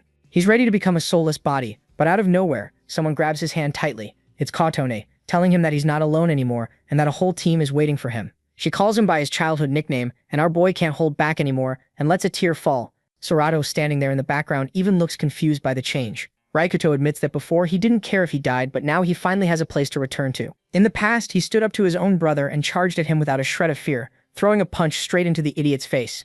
The bastard is left in shock. The MC decides to fight until his very last breath. The nightmare finally shatters for good and he comes back coughing his lungs out. Kotone is crying in relief, swearing she thought she'd lost Arjim. Rakuto finally comes back to reality and explains that if she hadn't screamed for him, he would have given himself over to the void for good. His smile is so rare that Kotone even gets flustered. Suddenly Sakura comes rushing in like crazy and hands over the fully tricked out metal pipe. She used a chemical reaction to coat the iron in silver, remembering that in RPGs, skeletons can't handle that kind of metal. The blonde is seriously unsure whether gamer logic applies here, but our boy assures her she totally nailed it. Rakuto thanks her and immediately heads out at full speed for the fight, while the girls stay behind cheering him on. Nishi and the rest of the group are holding the line and go crazy with joy when they see the Proter is back. The big skeleton, on the other hand, didn't like his return one bit. Rakuto shows up already, ordering everyone to cover him, which leaves Nishi a little confused at first, but he quickly realizes the plan is to go all in. Things get intense and blood goes flying everywhere, but more monsters decide to join the party. Ice doesn't let up with the bombardment and takes out the wolf coming from above. The Gi is exhausted, but no one gets near the Prota. Our boy gives thanks and focuses on what matters. The skeleton is spitting pure hatred and attacks with that bizarre tail. But he saw it coming, jumps over it, and drives the silver into the creature's chest. Rikuto buries the silver into the creature's neck, and it starts turning into black smoke, disappearing from this world for good. Kotone breaks down crying, calling out for Saito, and asks forgiveness for everything that happened. Nishi and the others see the shadows disappearing and realize the boss has finally been taken down. Our boy falls flat on his back, exhausted. He feels that fighting to survive has given life a new meaning, and the whole team runs over to celebrate with the MC. Rikuto just stays there, savoring the feeling of being alive, and soon the day of the big departure arrives with the van packed full of supplies. They give the building one last look, and a lonely feeling hits them, remembering all the people they couldn't save. But the Prota says it straight. If they want to stay alive, the only way is not to let the past hold them back. Everyone agrees, fully on board with the plan. So let's go. We're heading to Umashima, and things are about to get wild. The group now hits the road, speeding ahead in search of hope. But the road is far from peaceful, and check out this girl who showed up, slicing Medusas apart in the street. She stabs a knife into a utility pole, warning everyone not to look these creatures in the eyes. With a stern expression, the stranger just watches, while the danger ahead only keeps growing. A few days pass on the journey, and they discover that not every creature wants to kill people, like those unicorns over there. Everyone keeps traveling in the van. Nishi asks where they are. The Proto points at the map and says they're almost there. They've got plenty of gas, but the archer is worried and decides to talk about his little sister, saying they lived apart because of family issues, and that she lives exactly where they're headed. But seeing those wolves feasting on people along the road is terrifying, making him not want to get his hopes up. Nishi stays stuck in that gloomy mood, thinking about his sister, but Rikito tries to comfort him, saying she must be okay. But the archer asks how he can be so sure. And Archan tells it like it is. If she's as stubborn as her brother, then she's definitely still standing and fighting these abominations. The mood lightens up and even the MC lets out a little smile, while Nishi gets all embarrassed, and Kotone laughs. He decides there's no point in suffering ahead of time, but the peaceful moment doesn't last long, because out of nowhere a giant wing covers their car. Everyone inside the van panics when Nishi looks out the window and sees how big the problem is. A giant dragon comes tearing through the sky toward them, and the chase begins in the middle of the city. Panic takes over and Nishi yells that the creature is right on their tail, and asks if Kotone can shake it. She slams her foot on the gas and tells everyone to hold on. The monster lands on the road, destroying the asphalt, and comes in growling right near the van. The creature beats its wings with absurd force and stays airborne so it doesn't lose sight of the van. Nishi, in despair, sees that the dragon is way too fast and is literally glued to their rear bumper. Inside, Ice and Sakura are screaming like there's no tomorrow. The archer points ahead and says there's a highway exit right there. Kotone doesn't hesitate and yanks the wheel while the monster dives in for the final strike, but they finally manage to shake the beast. The dragon is snorting with rage and goes back to the road, determined to slice the van apart. Nishi freaks out and asks Rikuto what they're going to do, and the Proto explains that fighting something like this is asking to die. The creature keeps chasing them, trying to bite down on the car, but while chaos unfolds on the road, someone is watching everything from above. Through the binocular lenses, she sees the insane chase, and it looks like she recognized something or someone in the middle of that mess. The girl on the motorcycle just snaps her fingers and immediately fires up the machine to join the party. She accelerates and cuts through everything. The dragon is snorting right above the van, and Sakura is almost having a meltdown. Our guy fires an arrow, but even though it hits, he doesn't even feel it. Nishi panics, and Rikuto says the only option now is to run. Kotone charges full speed under the overpass, flooring it while trying not to crash. The dragon tries to follow, but its size gets in the way, and the people inside get turned into milkshakes from all the shaking. The beast slams into a beam, and they swear they finally managed to lose the monster. But then out of nowhere the car starts acting up, spewing smoke in the middle of the street. The proto realizes the engine has finally given out and the dragon is already right there, ready to collect. The dragon comes in drooling, and Rikuto tells everyone to get out of the car now. The group jumps out and starts running while the beast lands, smashing up the ground. Sakura ends up falling, and becomes the main target, with the beast already opening its jaws to make the blonde its dinner. But the protag is faster and pulls her out of there, saving Kujo while she turns bright red. Good lord, look at the size of that blonde's talon. But the monster doesn't give up and goes to bite both of them. Then Tekshi shows up and jams a giant rock into the beast's mouth. Tekshi holds the beast by the teeth, and Nishi gives the signal. The guy lands a perfect shot right in the monster's face. The dragon roars in pain, and they use the chance to run. The archer asks what they should do, but the MC freezes up and leaves everyone stunned. Nishi looks up at the sky and goes into shock. The danger is coming from above now. There wasn't just one dragon. They just entered these creatures' territory. Nishi yells at Rikuto to watch out for what's coming from behind, and when they turn around, they come face to face with a colossal red dragon. The beast is huge, and the worst part is, it didn't come alone. The sky is swarming with those things. Our boy tells Kotone to get out of there now, when someone pulls out a flare gun and fires it. The shot cuts across the sky, causing an explosion of white light that lights up the whole neighborhood. Everyone has to cover their eyes so they don't go blind, and the dragon starts screaming, completely disoriented by the brightness. The beasts fly around aimlessly, and Nishi asks what that flash was. Out of nowhere, a motorcycle pulls up, revealing a white-haired girl with insane swagger. The group is stunned to see there are more people alive. She explains that the monsters are attracted to light, but stresses that the flare is only a temporary trick. The stranger tells everyone to run, shouting that they don't want to become Wyvern Chow. Nishi asks Rikuto what they should do, and the protag decides their only option is to trust her. The biker girl orders everyone to move, and the group runs after her like there's no tomorrow. They reach the subway entrance with Nishi yelling at Sakura to pick up the pace.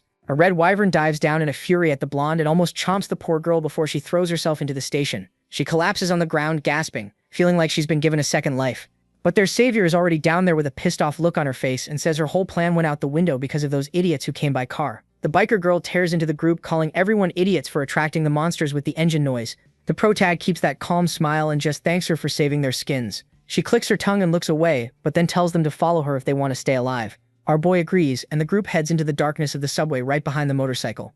He asks if the place is safe, and she assures him they already cleared everything out. Rikuto gets a little suspicious when she says we, and Nishi is shocked to learn there's a large group of survivors nearby. Rikuto just keeps analyzing the situation, while Kotone and Sakura celebrate finally being saved. Meanwhile, the MC and Nishi stay wary, seeing that the girls let their guard down way too fast. They walk along the tracks for quite a while until they spot a light. Bro, it's literally an underground village with tents and campfires everywhere. Ice and Sakura are stunned by the size of the refuge.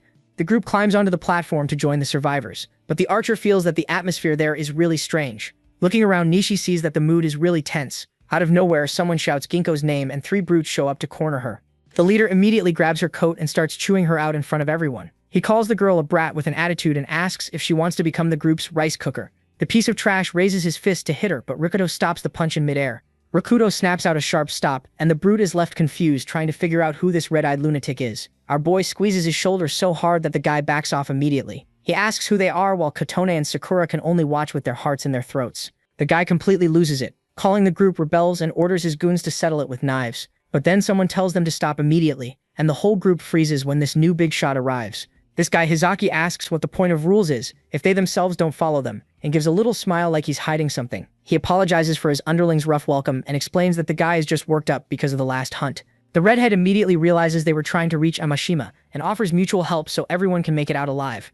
Hizaki invites the group to join his community, saying that place is the last hope for those who survived. Rikuto and Nishi exchange a very suspicious look but end up following the guy to see what this shelter is all about. They enter the station office and Hizaki welcomes the whole group with a huge grin on his face. The redhead formally introduces himself as the leader of the place. Nishi immediately wants to know what the deal with that place really is, and the guy agrees to explain everything. He starts talking about the day the world completely glitched out and how a monster came out of every single cell phone on the planet. Look at the size of that spider that showed up, bro. No way anyone could handle a beast like that. The number of creatures was insane and not even the army could hold them back, since the beasts were even taking down helicopters. In a matter of minutes, modern society turned into nothing but piles of rubble and tank wreckage.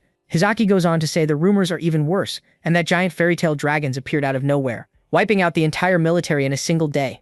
The group listens in shock and the girls finally understand that rescue was never an option. But Nishi starts to get suspicious of that coincidence and wonders why the strongest monsters went straight for the military bases. He remembers something about controlling those creatures, and some so-called mythic summoning system that would explain a lot. Since the monsters follow an RPG-like pattern, everything points to there being a mastermind behind this calamity. Rikuto is completely baffled, trying to figure out who this lunatic is, while the redhead explains that a lot of people died, but there are still survivors. Their plan is to unite and use the internet and try to reach the city of Amashima, the last safe place. Sakura even gets emotional seeing a light at the end of the tunnel, but Rikuto kills the mood by saying it'll be impossible by land, and Hizaki agrees right away. He explains that those flying monsters are the biggest problem since the road to the city is crawling with wyverns.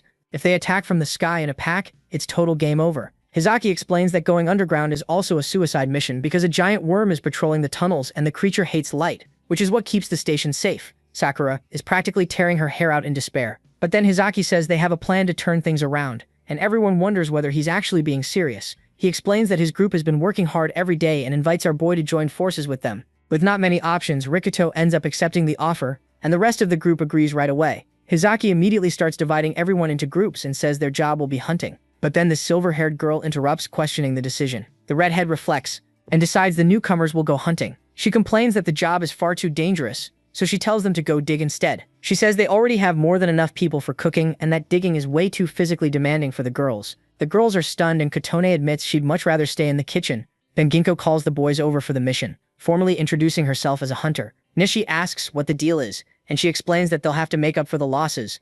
Kotone calls out to Rikuto, clearly worried, but our guy assures her they'll come back alive. The silver-haired girl is already losing patience with the mushy stuff and tells everyone to get moving already. The city has turned into a nest of wyverns and forced the people to flee underground. But down there, the desperation is absolute when the ground starts to shake. A giant worm bursts through the ceiling and turns the tunnel into its territory. No way out. The blonde says he has one last move. He wants to use the train's power to simply run the creature over. There's a train stopped at a nearby station, but the girls are going to have to work hard to clear all that debris away. Nishi wonders whether they can handle it while Rikuto just watches everything going on. The guy explains that getting the train running will take time and that their job as hunters is to gather resources up above. He lays it out bluntly that his group is elite only and that anyone useless becomes monster bait. The kid is completely stunned. Nishi admits the situation is hell, but Rikuto knows there's no other choice. Now they just have to follow the rules and our boy knows rookies don't get to complain. But he senses a trap and finds it strange how these people are so upbeat and united. Dragons everywhere, and even so, these people are actually thrilled to march to their deaths. Nishi remembers that back at school no one wanted to take risks and guesses Hizaki must have an insanely strong leader's aura. But our MC noticed something much more sinister. If the worm is there, why hasn't it eaten everyone already? The guide immediately cuts off the conversation, asking what the newcomers are whispering about so much. The group keeps moving forward through this place that looks like a ghost station. Going up the escalators, he warns them that the exit to the surface is right there. The guy pulls out a flare and explains that the plan is to distract the wyverns so they can gather resources. But they're almost out of ammo, and asks if our jury can sense monsters. Look at the psycho face on this lunatic. The boys climb the stairs with their hearts in their throats, while the guide lets out a mocking little grin and tells them to make themselves useful. The guy asks if they're going to admit they're a bunch of trash, and Nishi whispers to Rikuto that these people are seriously messed up in the head. Our boy goes quiet, deep in thought, but then he suddenly steps up and says he'll go first, and everyone is left completely confused by the MC's sudden burst of courage. Even Ginko stops to take a closer look at the boy. The ugly guy mocks her, saying she's being too nice to the newbies, but she bluntly says she just doesn't want some amateur mistake getting the whole team killed. Our boy doesn't back down and says he's going to, even with Ginko complaining that he'll just get in the way. She asks if he's trying to play the knight, but Rikuto explains that having two scouts is safer since one can serve as bait if things go south. The silver-haired girl is left speechless by how cold that sounds, and ends up giving in, telling the MC to do whatever he wants. Nishi tries to go too, but Rikuto tells him to wait and assures him he won't die like some disposable pawn. In the end, she agrees and tells him to get moving already. 15 minutes of patrol and RG concludes that the alleys are the safest place. But then he sees his partner crouching in the corner. He asks what she's up to, and she warns him that this plant screams if you pull it out, like a mandrake in some witch movie. The protagonist immediately pulls out his knife because the warnings on the wall say to eliminate any intruder. He asks why she decided to come along if it's dangerous, and the platinum blonde tells him she doesn't need any hero. Rikuto explains that he needs to earn the others' trust, and that group unity is a necessary cost. He trusts Yamaoka to keep the others in line while they're gone. He asks if that logic makes sense, and the girl gets a little flustered by how cold he is. But the conversation dies when she suddenly moves, throwing a kick high into the air and starts spinning through the air right in front of Rakuto. She says even absurdity has its limits, and keeps flipping around, leaving the protagonist stunned. She attacks fast and comes down at him from above with full force.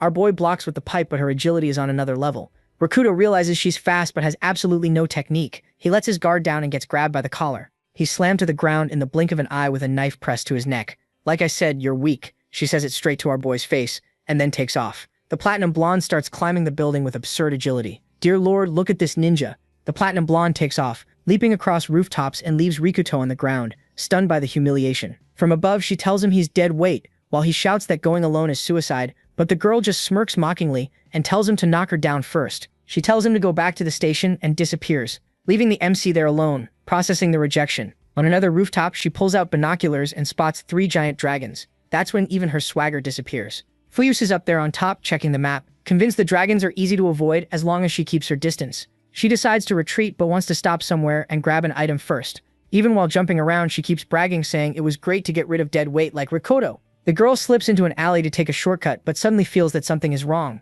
A giant shadow blocks the way and the 3 dragons appear right in front of her. Look at the mess Fuyus got herself into with these mini wyverns, and she sees several eggshells on the ground and realizes the nest has already hatched just as one of them leaps at her. Then she remembers Arjai's warning saying it was stupid to go off alone and that logic doesn't work against them. But since she never expected anything from anyone, she ended up taking a bite to the shoulder, and now she's running away completely out of breath. On another rooftop, she pulls out binoculars and spots 3 giant dragons. She falls into the abyss, feeling like she never had anyone by her side, and we see that her life at school was complete garbage. While everyone else was having fun, the jealous girls were calling her annoying and showy just because she was pretty, and saying even her eyes were freakish. They made up all kinds of absurd rumors just to isolate the girl by herself. But this whole mess started way earlier, back at this playground. At the playground, she was already sending bullies running, and the boys ran off apologizing for the beating.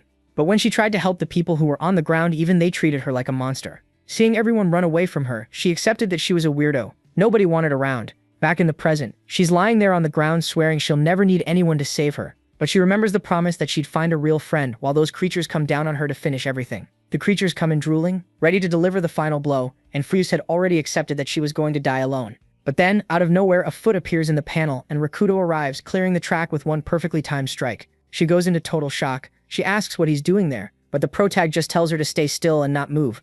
Our guy slips a hand into his coat and pulls out a flare he brought from the shop, then lights the thing without a hint of hesitation. The MC starts shouting to draw the creatures in, while Fuyus watches, unable to believe how crazy he is. She calls the protag an idiot for using light, since those pests are drawn to brightness. But that was exactly our guy's plan. He becomes the perfect bait to get them off the girl and runs into the middle of the hallway, drawing them all in. But one of the creatures is way too fast and manages to graze his face. Our boy realizes he won't be able to deal with them on foot. Rikuto keeps running at full speed but freezes when he notices something strange. He realizes not all the creatures were on his tail and looks up to see the swarm has spread out. There are wyverns everywhere, surrounding the alley. The monsters growl, ready to attack. He's surrounded with nowhere to run, but he tightens his grip on the iron pipe and gets ready. Meanwhile, Fuyus is still on the ground trying to crawl and wonders what this lunatic's plan is now. Fuyus can't believe Rikuto is being this stupid, and asks if he's gone suicidal. The sky is infested with those black shadows and they aren't birds. The red wyverns come tearing in, ripping everything apart, and our boy runs in desperation. He begs his body not to give out now, but ends up taking a heavy blow from behind. The impact sends the kid flying.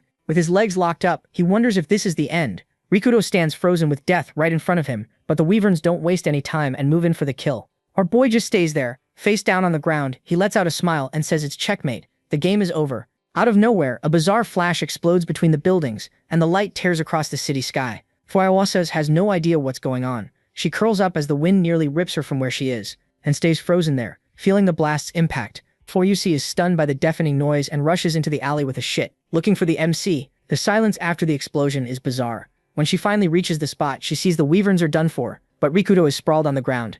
The monsters are dead as hell. She stares at the protag's body, which is completely wrecked and bleeding from the ears. Beside him is an uprooted mandrake. He used to unleash the lethal scream. Fuyusi is devastated, thinking he sacrificed himself to save her skin.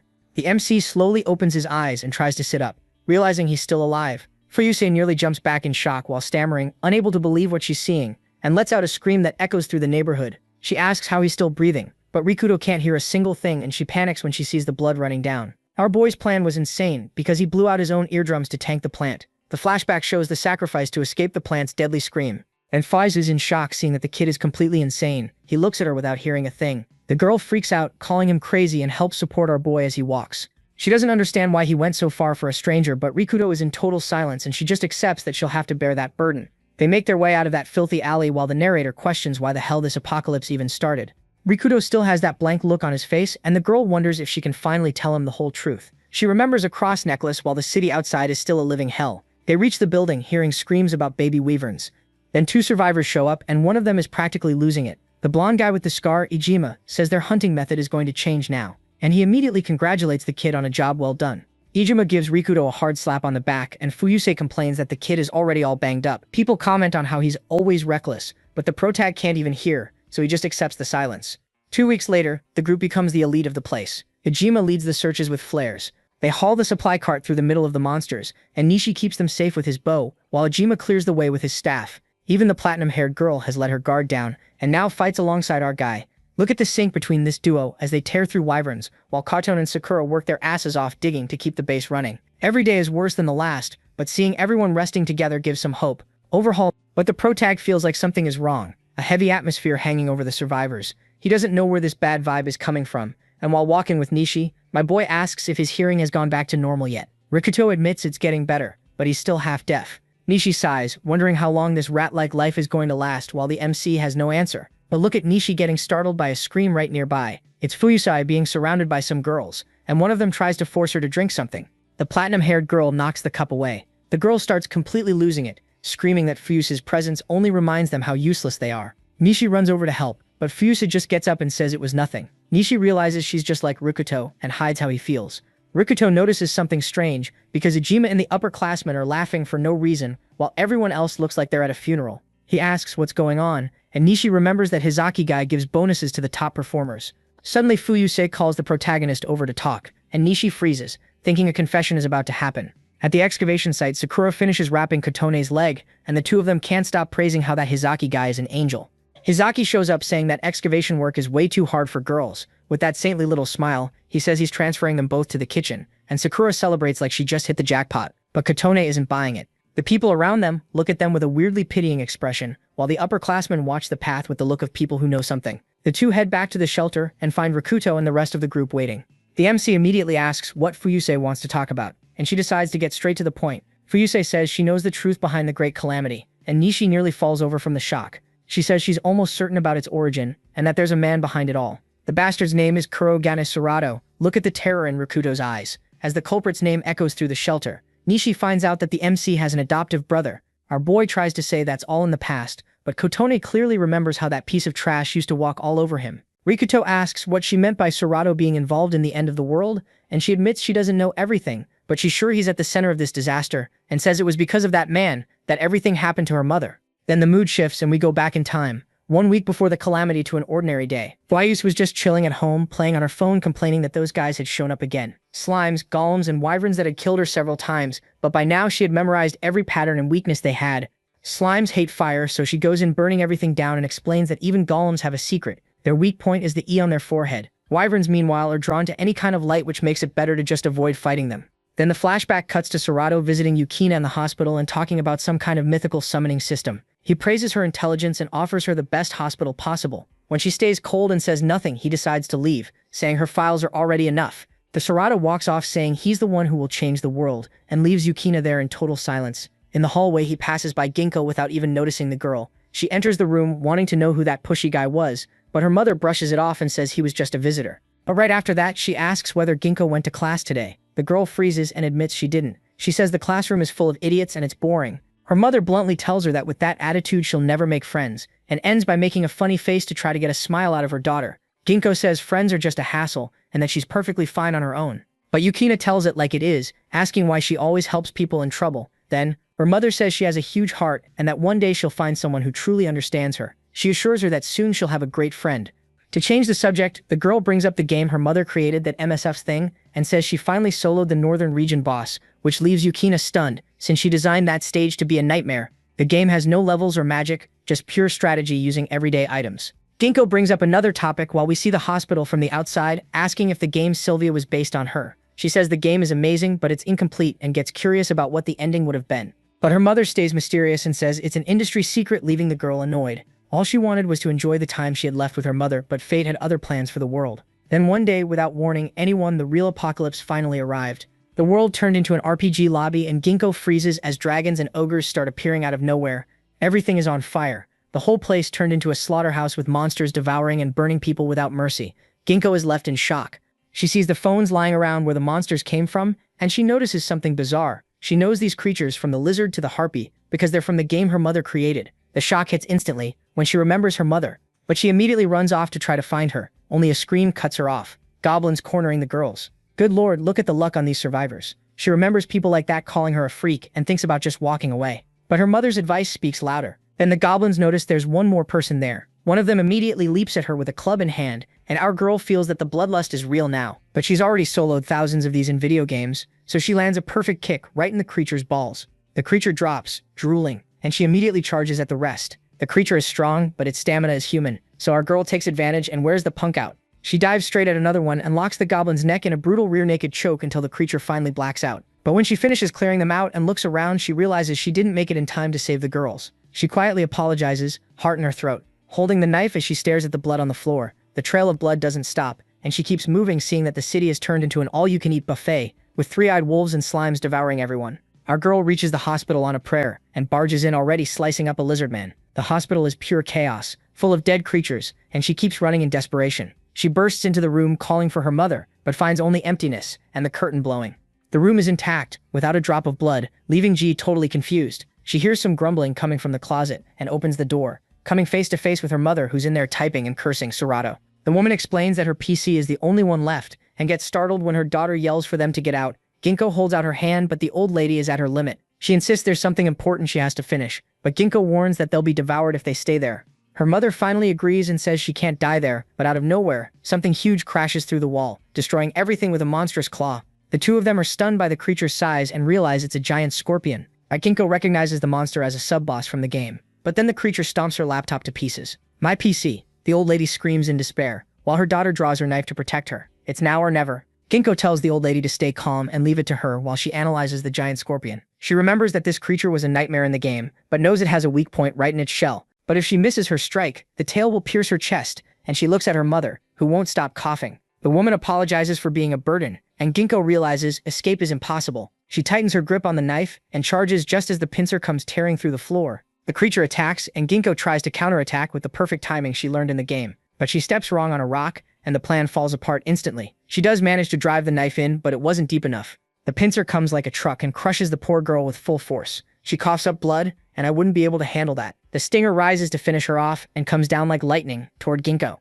She freezes on the spot as death approaches, but Yukina looks back with a smile and jumps in front to take the hit. The stinger pierces Yukina's chest, and Ginkgo falls into total despair. Blood goes everywhere while she stabs the claw, and the creature lets out a victorious roar. The monster lets our girl go, and Ginkgo leaps up in pure desperation. Outside, the hospital is surrounded by dragons while the giant scorpion finally blacks out. Our girl runs to hold her mother and freaks out looking for an antidote that doesn't exist. The damage to her chest is fatal, but Yukina still tries to comfort her daughter with a gentle touch. She asks forgiveness for everything and says the deaths of all those people are her fault. Her mother tells her to take a pendant and reveals that it's an SD card with the truth about everything. It's our only hope, she says, coughing up blood, telling our girl to go to Amashima City. She says Serato planned this whole mess while Ginkgo begs her to stop talking. With one last effort, her mother says she loves her and that she has always been very proud. She thought she was prepared. The woman apologizes for being a burden and dies in her arms. It was all too fast and too cruel. And that's how Ginkgo finishes telling how the nightmare began. Nishi realizes that if they want answers, Amashima City is where they need to go, while the rest of the group is left somewhat lost trying to process so much information.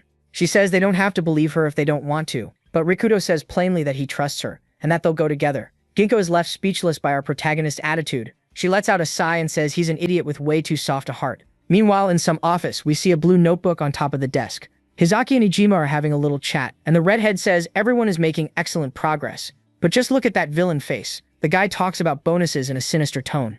The next day, Nishi and Rika are stuck doing the hard labor while some lazy veterans stand around laughing and acting like they own the street. It's a bizarre contrast between those who work their asses off and those who just watch. They comment that anyone who doesn't earn bonuses will be sent to the keepers, and Rikuto notices that this atmosphere is way too strange for his liking.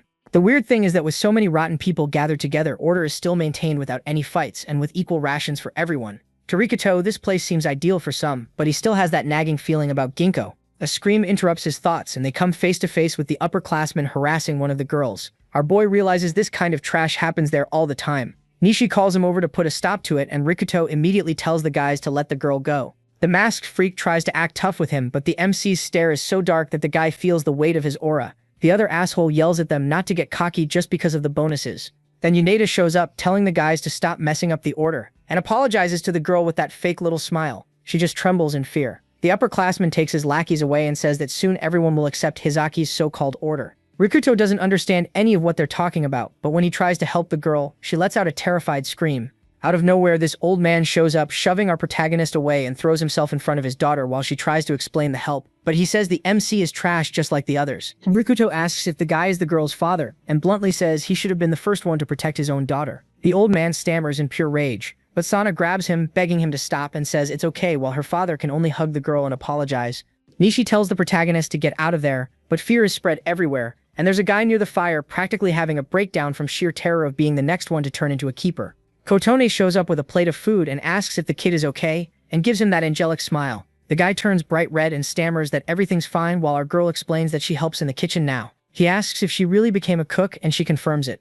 Then Sakura shows up yelling that Rikuto and the others finally came back. But just look at the way this lunatic is watching Kotone from behind. The guy is completely unhinged, drooling and planning something bizarre, and feels like his time there is running out. It's all very strange. Nishi says it's straight. Something seriously messed up is going on in this place. He's already wondering if it wouldn't be better to get out of there. Aisei comments that all of this must be connected to the boss's bonuses. Rikuto asks Foyos what kind of cult this is, but she freezes up. In the middle of the conversation, Sakura and Kodon show up with the food. The archer is already all fired up to eat, but Fuyusei goes into total shock. She wants to know why the two of them became waitresses. Sakura explains that Hizaki transferred them to the kitchen to spare Kodon's leg, which had been injured, and the blonde guy even says digging holes isn't work for a girl. Fuyusei is absolutely seething with hatred for Hizaki and runs off, leaving everyone behind.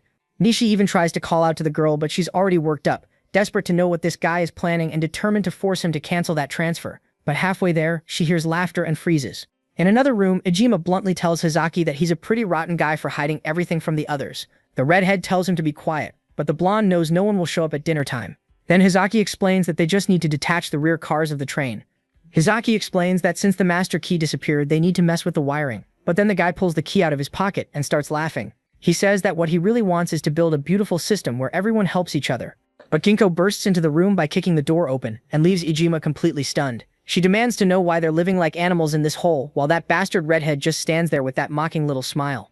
She demands an answer at the top of her lungs, and Hizaki just signals for Ijima to calm down. Then the guy starts telling a little story, while placing a black box on the table. Hizaki starts with some self-help nonsense about Pandora's box and says some idiot opened it and spread despair across the world. But at the bottom of the box, so-called hope still remained, and he finishes the story with the most cynical tone imaginable. Fuyusei doesn't understand any of it, but then he drops the poison. What was left at the bottom wasn't hope at all. He explains that people only have hope because they don't know the truth, and he says outright that the city of Amashima is Pandora's box itself. To him, the base is the only place with order and happiness, and the rest of the world is just digging its own grave chasing a miracle. The scarred man laughs, saying the redhead has no shame, and Hizaki doesn't even care, saying he loves the life he has now. He says they have everything there, even rare entertainment. Meanwhile, Ginkgo can only stand there breaking out in a cold sweat. Hizaki then ignores her shock and asks if she'll keep helping the group like before. He says he's even willing to make some special arrangements for her. The girl thinks about her friends, and the despair hits hard. He holds out his hand, waiting for her answer, but a scream of monsters cuts through the conversation and leaves the poor girl in shock. Out of nowhere, a strange noise echoes, and a giant worm bursts through the wall. Everyone goes into full panic mode, and worms start popping up from every direction. It's total chaos, and one poor guy gets impaled without a chance. The protagonist arrives at the scene already, bringing the iron pipe down on the abomination's head. Nishi isn't falling behind either, and he's already readying his arrow, asking where all these creatures came from.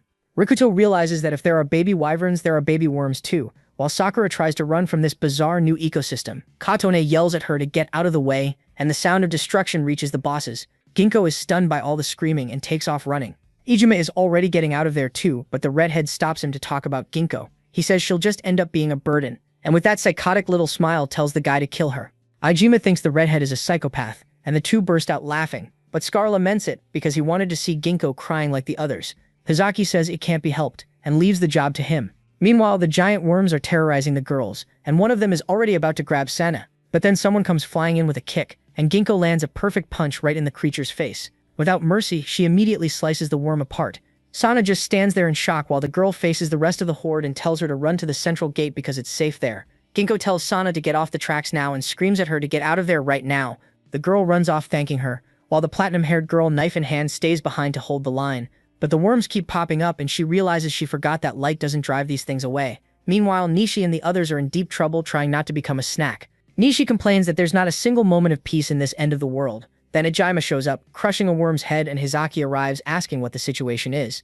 Weak creatures, that's what Ijima says, but Hizaki is already focused on the station's division. Meanwhile, on the south side, people are being devoured by the worms. The redhead puts on an act and decides to abandon the south side, leaving Rakuto in shock. Nishi asks if he's insane, but the guy says he's being rational. The plan is to save the useful ones, like the hunters and cooks, and leave the old and wounded behind, because they're dead weight. They were horrified. With that cynical smile, he says it's all for the sake of order. Rakuto doesn't think twice and immediately takes off down the tunnel, while Nishi says he'll be right behind him. But the path is infested, and the worms keep appearing, and the archer tells our boy not to die before he gets there. Hidden there, Ginkgo watches the protagonist heading straight for the south sector. Look at the chaos the south sector has become. People are getting snatched from every side. Sana tries to drag her injured father away, but they end up getting knocked to the ground. Sana's father is at his limit and begs his daughter to run and save herself. But a giant worm leaps at them, and Rakuto charges in at full force to slam the metal pipe into the creature's face.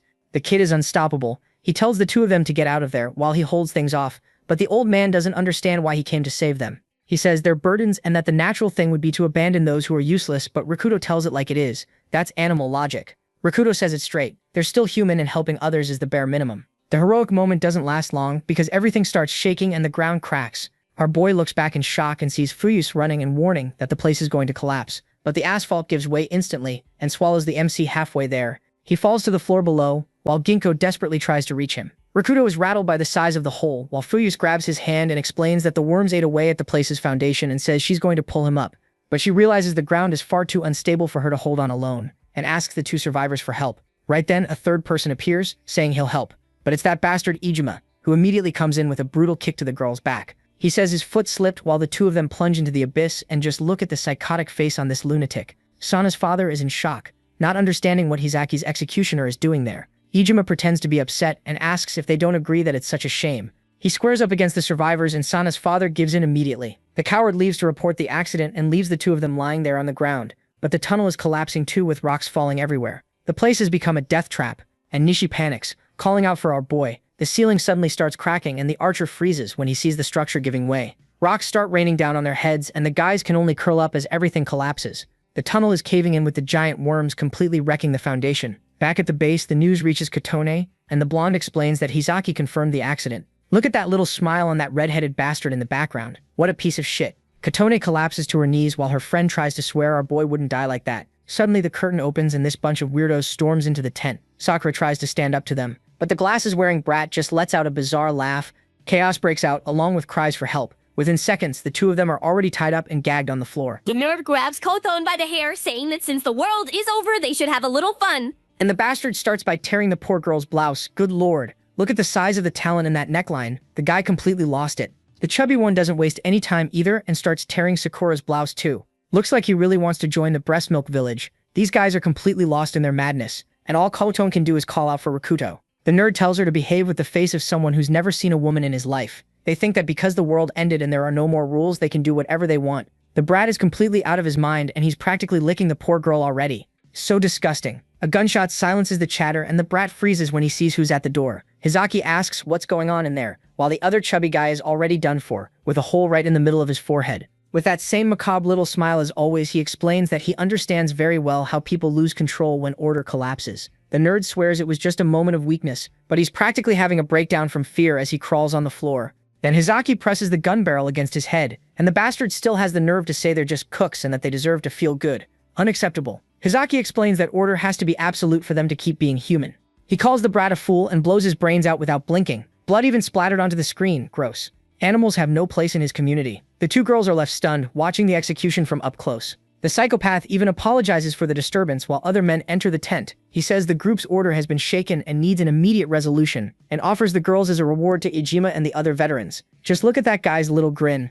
Hizaki is standing there with that psychopath smile, asking if the girls are going to cooperate willingly. But our guy is a little busy down there in the middle of the rubble. He and Ginkgo managed to get out in one piece, but they fell straight into a nest of worm eggs. Jesus, that's disgusting. The MC asks if she knows where she's going, and she explains that she memorized all the maps of this area. Rikudo says he's going to make Ijima pay for kicking them down there, and the girl decides to come clean about what goes on in that so-called community.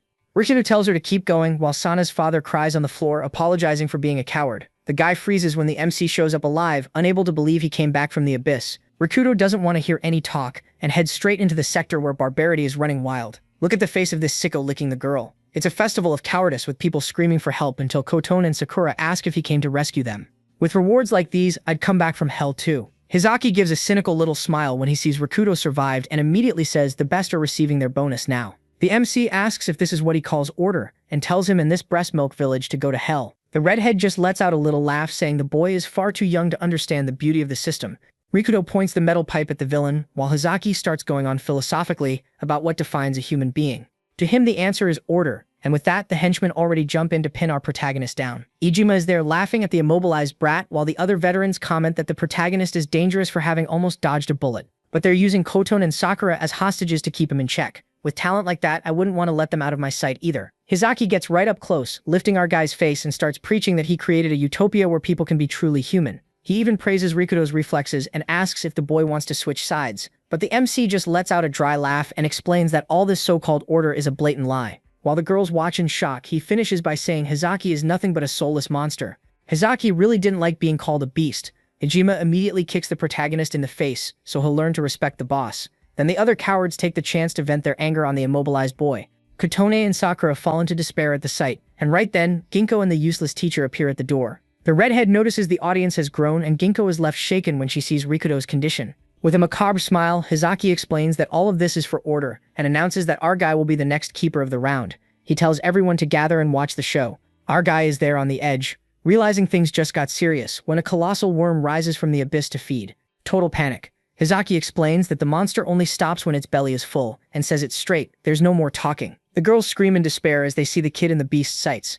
Ginkgo appears, shouting for Rikudo to surrender and offers to become a slave just to spare him. But our boy doesn't care at all. He turns his back and says he doesn't need that. Ginkgo asks if he isn't afraid of dying, and our boy admits that he is. But while everyone watches in shock, he remembers that he finally wants to live like a real person. The kid faces the giant worm and says he's going to defeat the beast, while Ginkgo calls him crazy. Just look at that empty stare on Rikudo's face. The guy seriously doesn't care anymore. While the girls in the back can do nothing but cry, and Yoneda is already losing patience with all the talking and brings his club down on him, telling him to pipe down.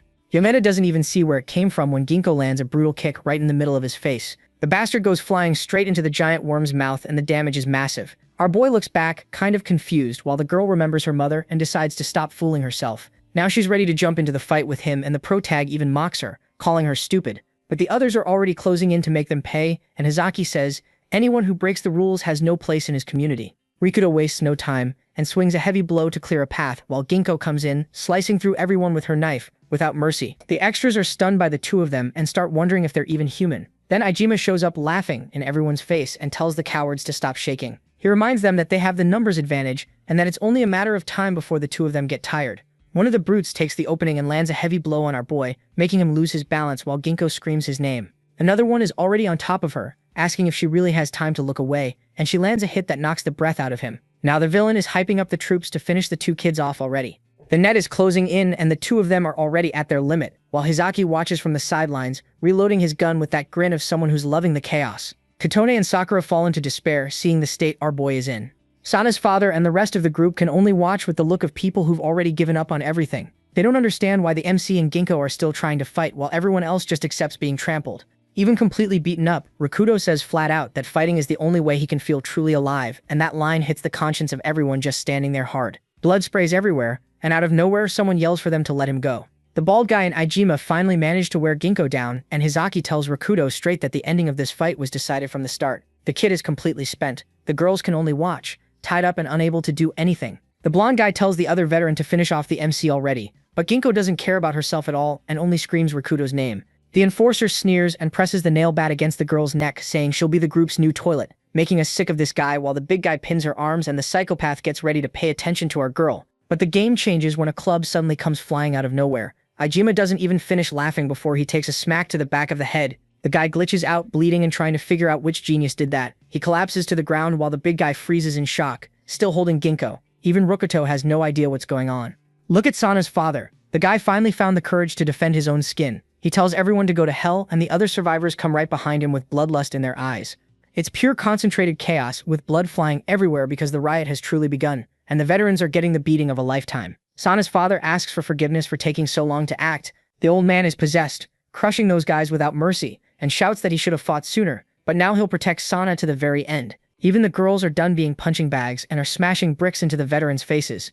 Ginko is left speechless, seeing the women she saved apologizing because they knew she was killing herself, trying to protect everyone, but their fear of Ejima was stronger. Then Sana's father rallies the group, saying their living dead life is over and that they're going to reclaim their dignity and truly live. It's a horde of furious people charging at the hunters, and the guys never even saw the blow coming. The veterans retreat in total panic and end up falling straight into the hole the worms opened. While the gang gets wrecked, Hizaki is there, calm, gun in hand. He realizes the hostages are worthless now. He has only one target now, Kurogane Rakuto. To the psychopath, if the leader falls, the revolt collapses on the spot. With that villainous grin, he cocks the pistol and takes aim to land the final one shot on our boy Ginko. Catches on to what he's about to do and panics. She screams, warning that he's being targeted. Rakuto senses the danger, while Ginko yells at him to watch his aim. Too late. Rakuto senses the danger, while Ginko yells at him to watch his aim. Too late. Hizaki delivers his final goodbye with his finger on the trigger. Our girl tries the impossible, but she's not going to make it in time. The sound echoes and blood splatters, and she freezes on the spot, thinking the protagonist is done for. But Rakuto is still standing, with only a graze.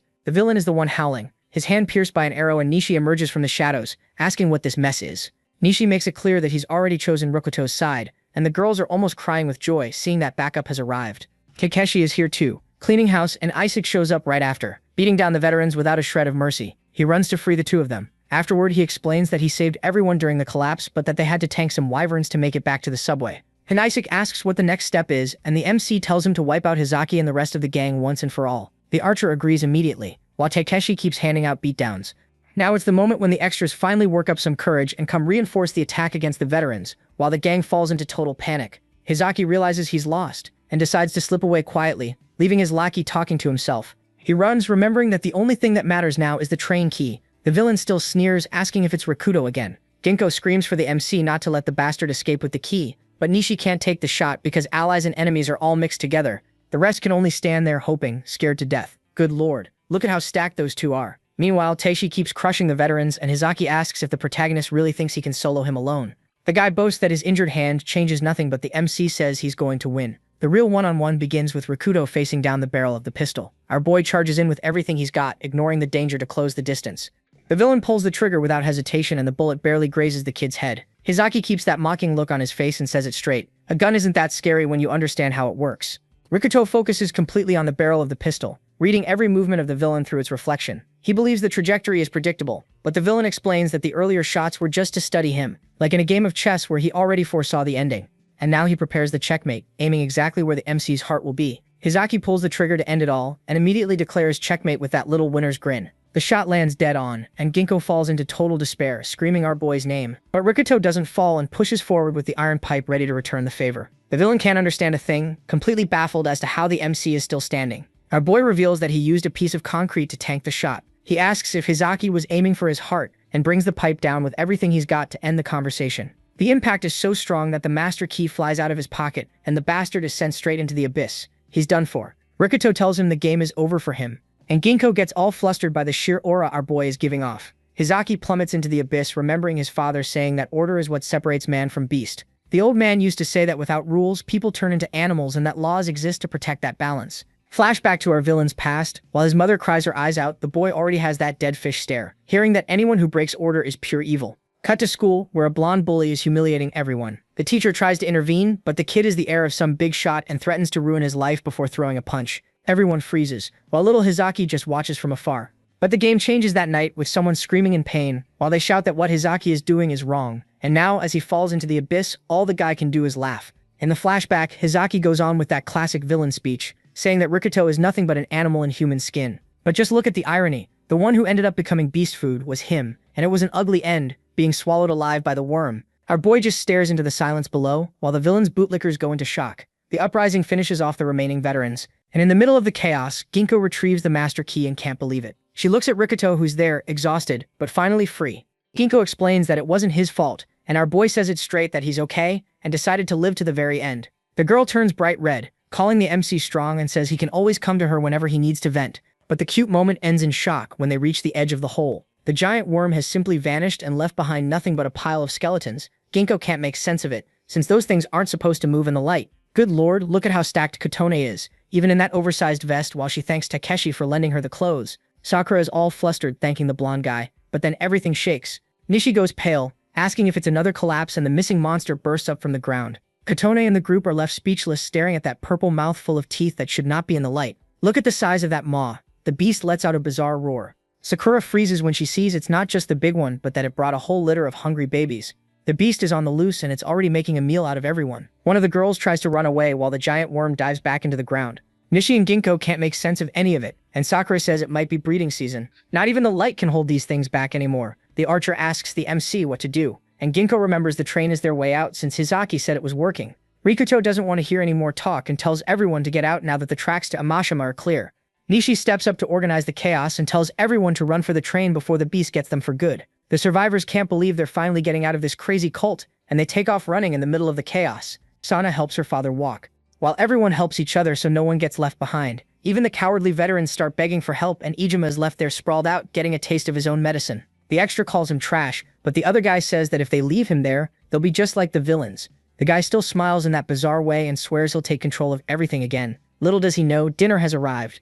The giant worm appears right in front of him, and the guy just says it's too late to save this worm now. Look at the level of trash this guy is, treating women like animals. He used to kick the poor victims toward the monster and celebrate with his buddies like it was a holiday. Look at the size of that maw. The worm comes right up, drooling over Ijima, who screams desperately for someone to help him. Too late. The monster bites down hard and rips one of his arms clean off. While the villain becomes dinner, the rest of the group crowds onto the platform, and Ginkgo says the inside of the train is safe. Nishi tells everyone to get in fast while this guy tries to hold the line using brass knuckles. Our boy comes in slicing up whatever appears in front of him. One of the boys asks what they should do about the buried cars, and Ginkgo replies that the only way is to cut the cables and abandon them. Ginkgo finds the coupling to separate the cars left behind and pulls the lever with all her strength until the mechanism releases. Nishi yells for her to jump inside already, while the people in there look like they've been through hell. Our girl runs to the driver's cabin to see if they can get out now, but Coldrum says the key isn't starting anything. Ginkgo freezes on the spot. If that light goes out now, they're screwed. But Sakura doesn't waste any time and starts opening the panel to see if the problem is in the wiring. Someone sabotaged the wiring on purpose, and Ginkgo grits her teeth thinking about that piece of trash. Hizaki? But Sakura doesn't get shaken at all and assures them she can fix it in the blink of an eye. While she works, the others can only wait anxiously. On the platform, Rikuto and the guys hold off the worms. In the middle of the darkness, the train is still sitting there, but Sakura finishes the job and tells Katon to start it. Now it'll work. The lights flicker and the people in the car can hardly believe it, and our prodigy technician takes the chance to show off a little. Sakura looks at the boy and realizes the mood is getting strange. She starts freaking out, saying that while she understands wiring, driving the train is not her thing. Then a shadow appears in the middle of the argument, and the teacher explains that he knows how to operate the system. But the peace doesn't last long when a giant worm appears, drooling. Nishi and Riko are at their limit, surrounded by these pests that keep popping up. Suddenly the ground explodes and an even bigger beast appears to turn everything into dinner. A desperate Nishi asks Riko what the plan is. And behind them, the train finally starts showing signs of life. The train finally starts moving and the trio runs in desperation while the giant worm almost swallows them whole. They reach the door and the girls grab the guy's hands with all their strength. They made it. Outside, the monsters are left behind as the train disappears into the tunnel. The giant beast stays there screaming in rage over losing its dinner. Riko asks if everything's okay, and Nishi confirms that even the injured managed to board. Sana's father takes the controls and the people in the car finally breathe a sigh of relief. Sakura immediately jumps in to hug Kotone, shouting that they did it. Even Nishi is all giddy, thinking the worst is over, and everyone starts congratulating each other. But the peace doesn't last long because the train starts shaking violently. A girl comes running in desperation, warning that something's wrong, and points toward the back where a giant black spike has pierced through the floor of the car. The giant worm pierces through the floor and it looks like the train has turned into a sardine can in its hands. Everyone panics seeing that mouthful of teeth coming straight at them. The group is paralyzed by the sight while he warns that the train is going to derail. Nishi is already losing it with this worm, but Riko already pulls out the pipe and runs toward the danger, and she follows him without even thinking, telling everyone to get to the next car right now. Riko runs to save the extra, while the giant worm was about to make its lunch. The kid speeds up and flies to shove the iron pipe down the creature's throat. He tells the guy to get out of there and tries to hold back the worm, which won't stop thrashing around. Just look at the size of those claws. The MC holds his ground with the pipe almost bending and feels that the weight is insane. Everyone is in shock watching Riko alone while he yells for them to uncouple the car. The kid is focused and says he'll hold the creature back. They hesitate, afraid of leaving him behind. But Ginkgo is already running to try to release the lock and tries to pull the iron bar with all her might, but it's completely rusted and won't budge. Then Tekshi comes over to help and puts in a monstrous effort to uncouple the car. The blonde kid yells that he'll help too, and Ginkgo sees the others coming, but Rico is in serious trouble because the car is way too cramped for the MC to dodge. The creature attacks and nearly sends him flying. Now the whole group is united, putting in an absurd amount of strength with Takeshi and Sakura pulling with everything they've got. The pin finally gives way. Everyone cheers that the lock came loose and the cars begin to separate. Nishi screams for Rico to jump already, but one of the creature's claws has already slashed the kid's leg. The archer watches the desperation from afar while the worm opens that huge mouth full of teeth. The protagonist tries to back away and Katone is already panicking as she sees Rico getting cornered. He's being dragged deeper in but squeezes the iron pipe with the last of his strength. He says he won't give up and then Ginkgo jumps back in to slice up the worm. Ginkgo comes in tearing through and drives the knife into the creature with all her might.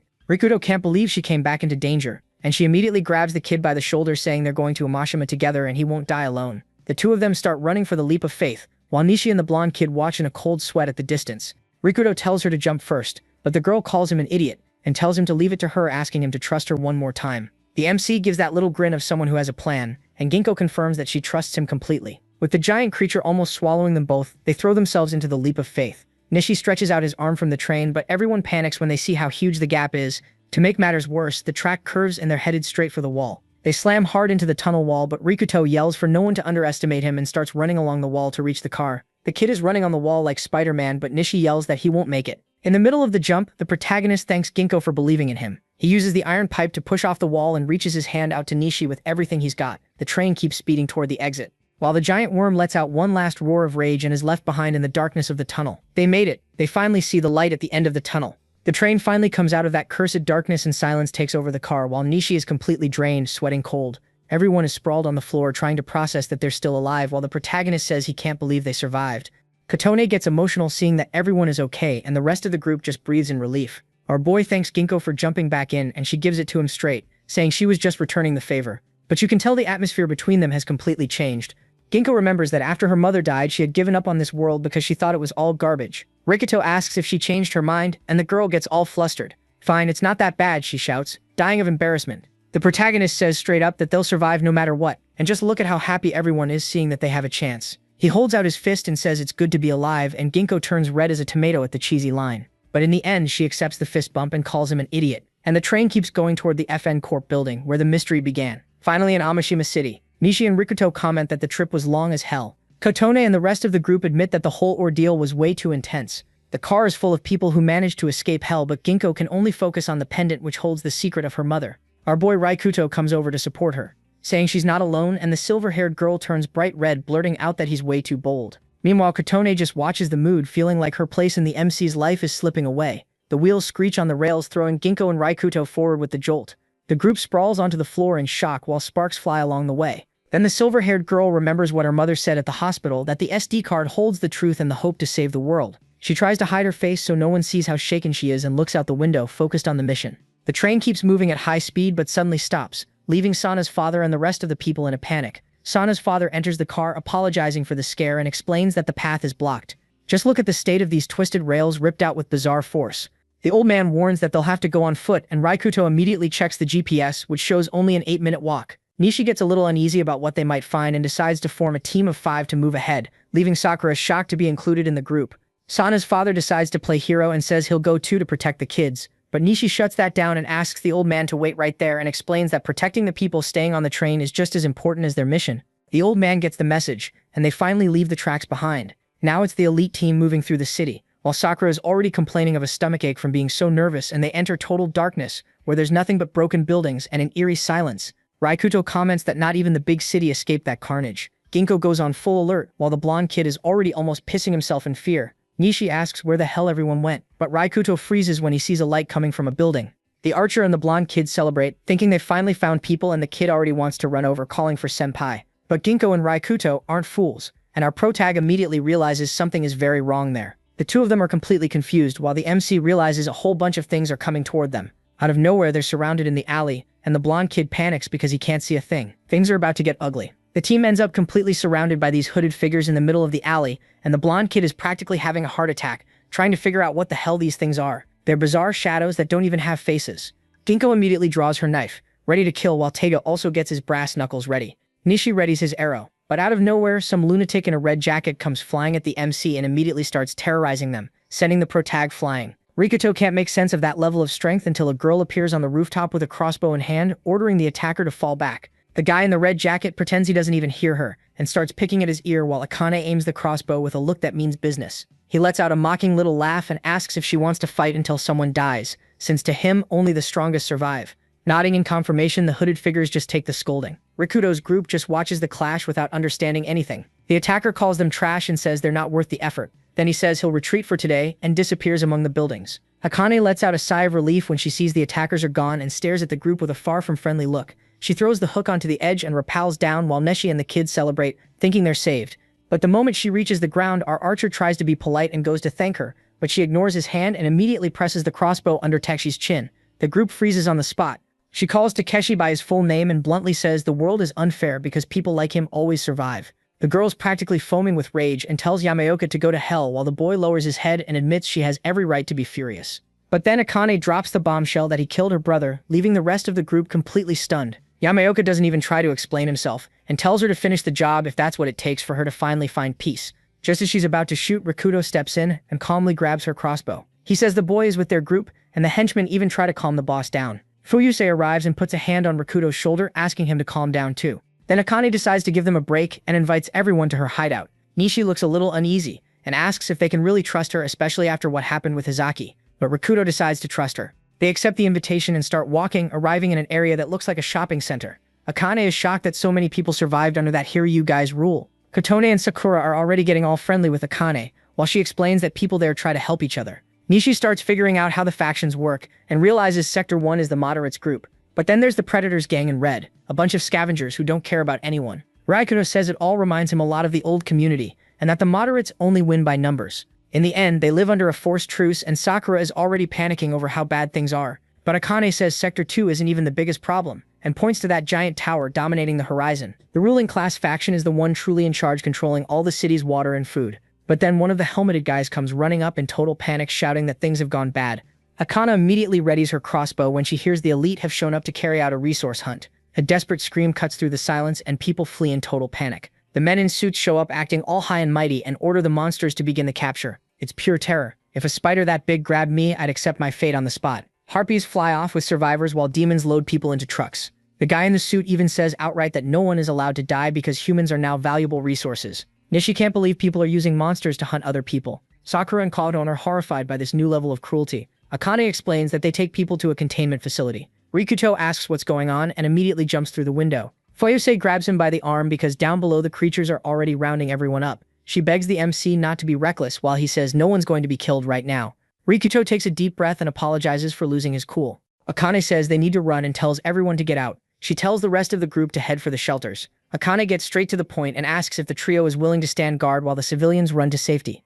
Nishi agrees right away, and Teki just watches with his arms crossed. She gives the signal for everyone to do whatever it takes, and the scramble begins. The helmeted enforcers guide the crowd through the chaos while Rikuto is already up front smashing goblins with a pipe and realizes that if they don't stop them now, the creatures will never end. Nishi arrives saying the evacuation was a success.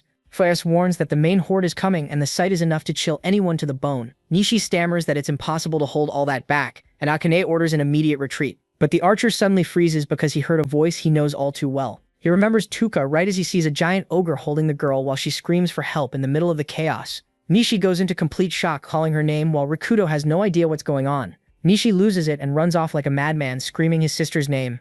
And when Rikuto calls him out for abandoning the position he himself ordered him to hold, he tells the protagonist to shut up while the rest of the group watches in shock. He explains that he has an adoptive sister and that he can't abandon her, even if they're not related by blood. The kid ignores the danger and throws himself alone into the middle of the horde, swearing he'll save the girl. Just his luck, the poor guy comes face to face with this red-eyed minotaur. Man, I'd have had a heart attack already. Right then he realizes he screwed up and already accepts that it's the end of the line. And just as the beast is about to finish him off, a flash blinds everyone.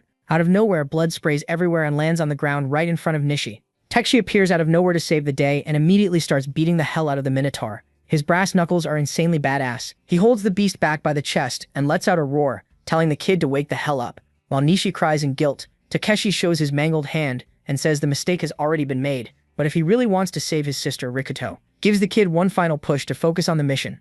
Nishi watches Akane from afar while she tortures herself over her brother's death. but she quickly tells the group to head to the base. Sector 1's shelter is basically a building under construction, and once inside, she thanks the crew for preventing an even bigger massacre. But the mood is nowhere near victorious. Nishi clenches his fist, thinking about his sister, who's still missing. Rikuto asks if the central sector is really using the monsters as weapons, because until now, we thought they were just some random invading force, but the truth seems way more bizarre, and the name of the bastard behind all of this is Kurogane Kuroto. The revelation leaves the whole group in shock. Just look at the hatred in Ginkgo's eyes when she hears that name. Kotone can't even hide her terror. Akane sees that the atmosphere has gotten seriously heavy, and Rikuto comes clean that the guy is his cousin. He wants to know exactly what Kuroto did. The leader explains that the city now has a new owner. Basically, all those bizarre monsters now obey that guy's orders. It's some seriously dark stuff. Akane explains that the kidnapping group was just borrowing Kokoto's monsters, and Nishi can't wrap his head around how a human is controlling that pack of creatures. With that army, they've taken over all of Amishima and stationed monsters to watch every corner of the central sector. Sakura is furious that they're hoarding all the food.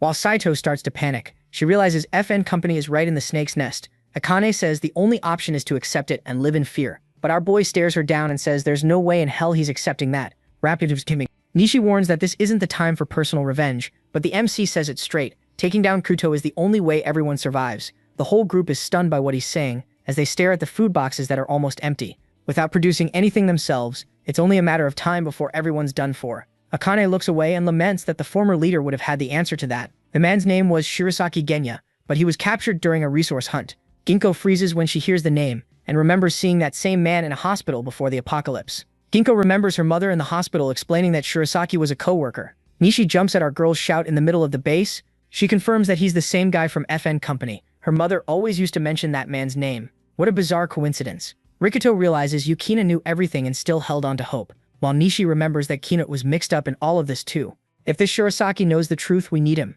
Sakura immediately grabs Akane, asking if he left any trace behind. Akane explains that Shirasaki's PC is locked, and Sakura immediately takes the lead to hack the system. Ice is left completely amazed by our genius girl's skill and the way her fingers fly across the keyboard. She finds something in the files that changes everything, and Rikuto realizes the plan is decided. Meanwhile, in a noisy factory, someone is being sliced apart mercilessly in a brutal massacre. The guy in the red coat is totally unfazed, but loses patience with the screaming and kicks the door open, ready to shut everyone up. Onizawa notices the intrusion and stares down the visitors. Rikuto says they've met again, and the blonde immediately gets excited, thinking it's a surprise attack. He asks if they want another beating and says he'll have fun slicing each of them up. But the MC tells him to listen while she explains that this is about everyone's survival. Nishi notices the trail of blood on the floor, and the villain agrees to listen, but threatens to kill everyone if the talk gets boring. Onizawa is kind of thrown off by the proposal and asks if Akane has finally completely lost it. She explains that the plan is to invade the place where the prisoners are being held, while the blonde cleans his ear with the greatest indifference in the world. The real objective is to rescue Shirasaki Genya, since he's the only one who knows what caused the end of the world. Nishi goes cold, remembering he's seen that name before, and then the explanation about the myth summon system comes up. A technology created by FN Company to change the world, but which ended up bringing fantasy monsters into our reality. But because it turns the unreal into reality, the system has a critical flaw. In the middle of all that tension, Sakura nearly fried her brain, trying to open the locked files. Nishi imagines Shirasaki as the Grim Reaper himself, and Ginkgo grips her necklace, thinking about what her mother was hiding. Akane insists that saving the guy is their only chance against the central sector, and reminds them that their entire stock of food and water is there. She begs for Sector 2's help, but Onizawa gets up from the couch, telling her to cut the crap. Onizawa accepts the challenge with that psychotic smile of his, and already warns that he's going to wipe everyone out there. Nishi starts thinking that getting involved with this guy was the biggest mistake ever, and Akane, with enormous talent hidden under her clothes, just gets annoyed by the amateurism. Rikuto just lets out a sigh and asks what the blonde is so afraid of. He says it straight and asks if the villain is scared of the central sector, calling the guy pathetic right to his face. The protagonist asks what his plan is for this world infested with monsters, and Onizawa replies that his thing is just robbing the weak, period. The truth is, civilization is done for, and everything is falling apart fast, and the henchmen can already feel that food is running short, making our boy warn them that the only way is to unite, and Onizawa is pissed. But alone, he can't take on the central sector. So the MC asks what he's going to do. The scene shifts to this abandoned factory where the gang gets ready while some people keep watch over everything, and one of the guys says the move was a masterstroke since Onizawa admits he never expected this alliance proposal. Onizawa's henchmen are already in the mood for war, and ask if the boss is ready for the blood festival. But he's not in the mood to talk and vents his rage by landing a hard punch on his subordinate, telling the trash to shut up while the guy cowers on the floor. He storms out, slamming the door, and starts losing it by himself in the hallway. He thinks about the protagonist and the monsters while freaking out, shouting that he hates every second of this situation. Then someone says he seems pretty stressed. But in the middle of his breakdown, this guy appears, and Onizawa asks who the hell this lunatic is. calling him by name so casually. The guy simply introduces himself as Kurogane Kuto. The villain looks Onizawa over as if he were picking out meat and bluntly says that even though he looks stupid, his physique will do. With that cynical smile, he says he's going to put the brute to work, telling the gorilla to be grateful for being useful. Onizawa is trembling with rage while the other guy laughs in his face. Then he finally snaps and tries to hit Kuto.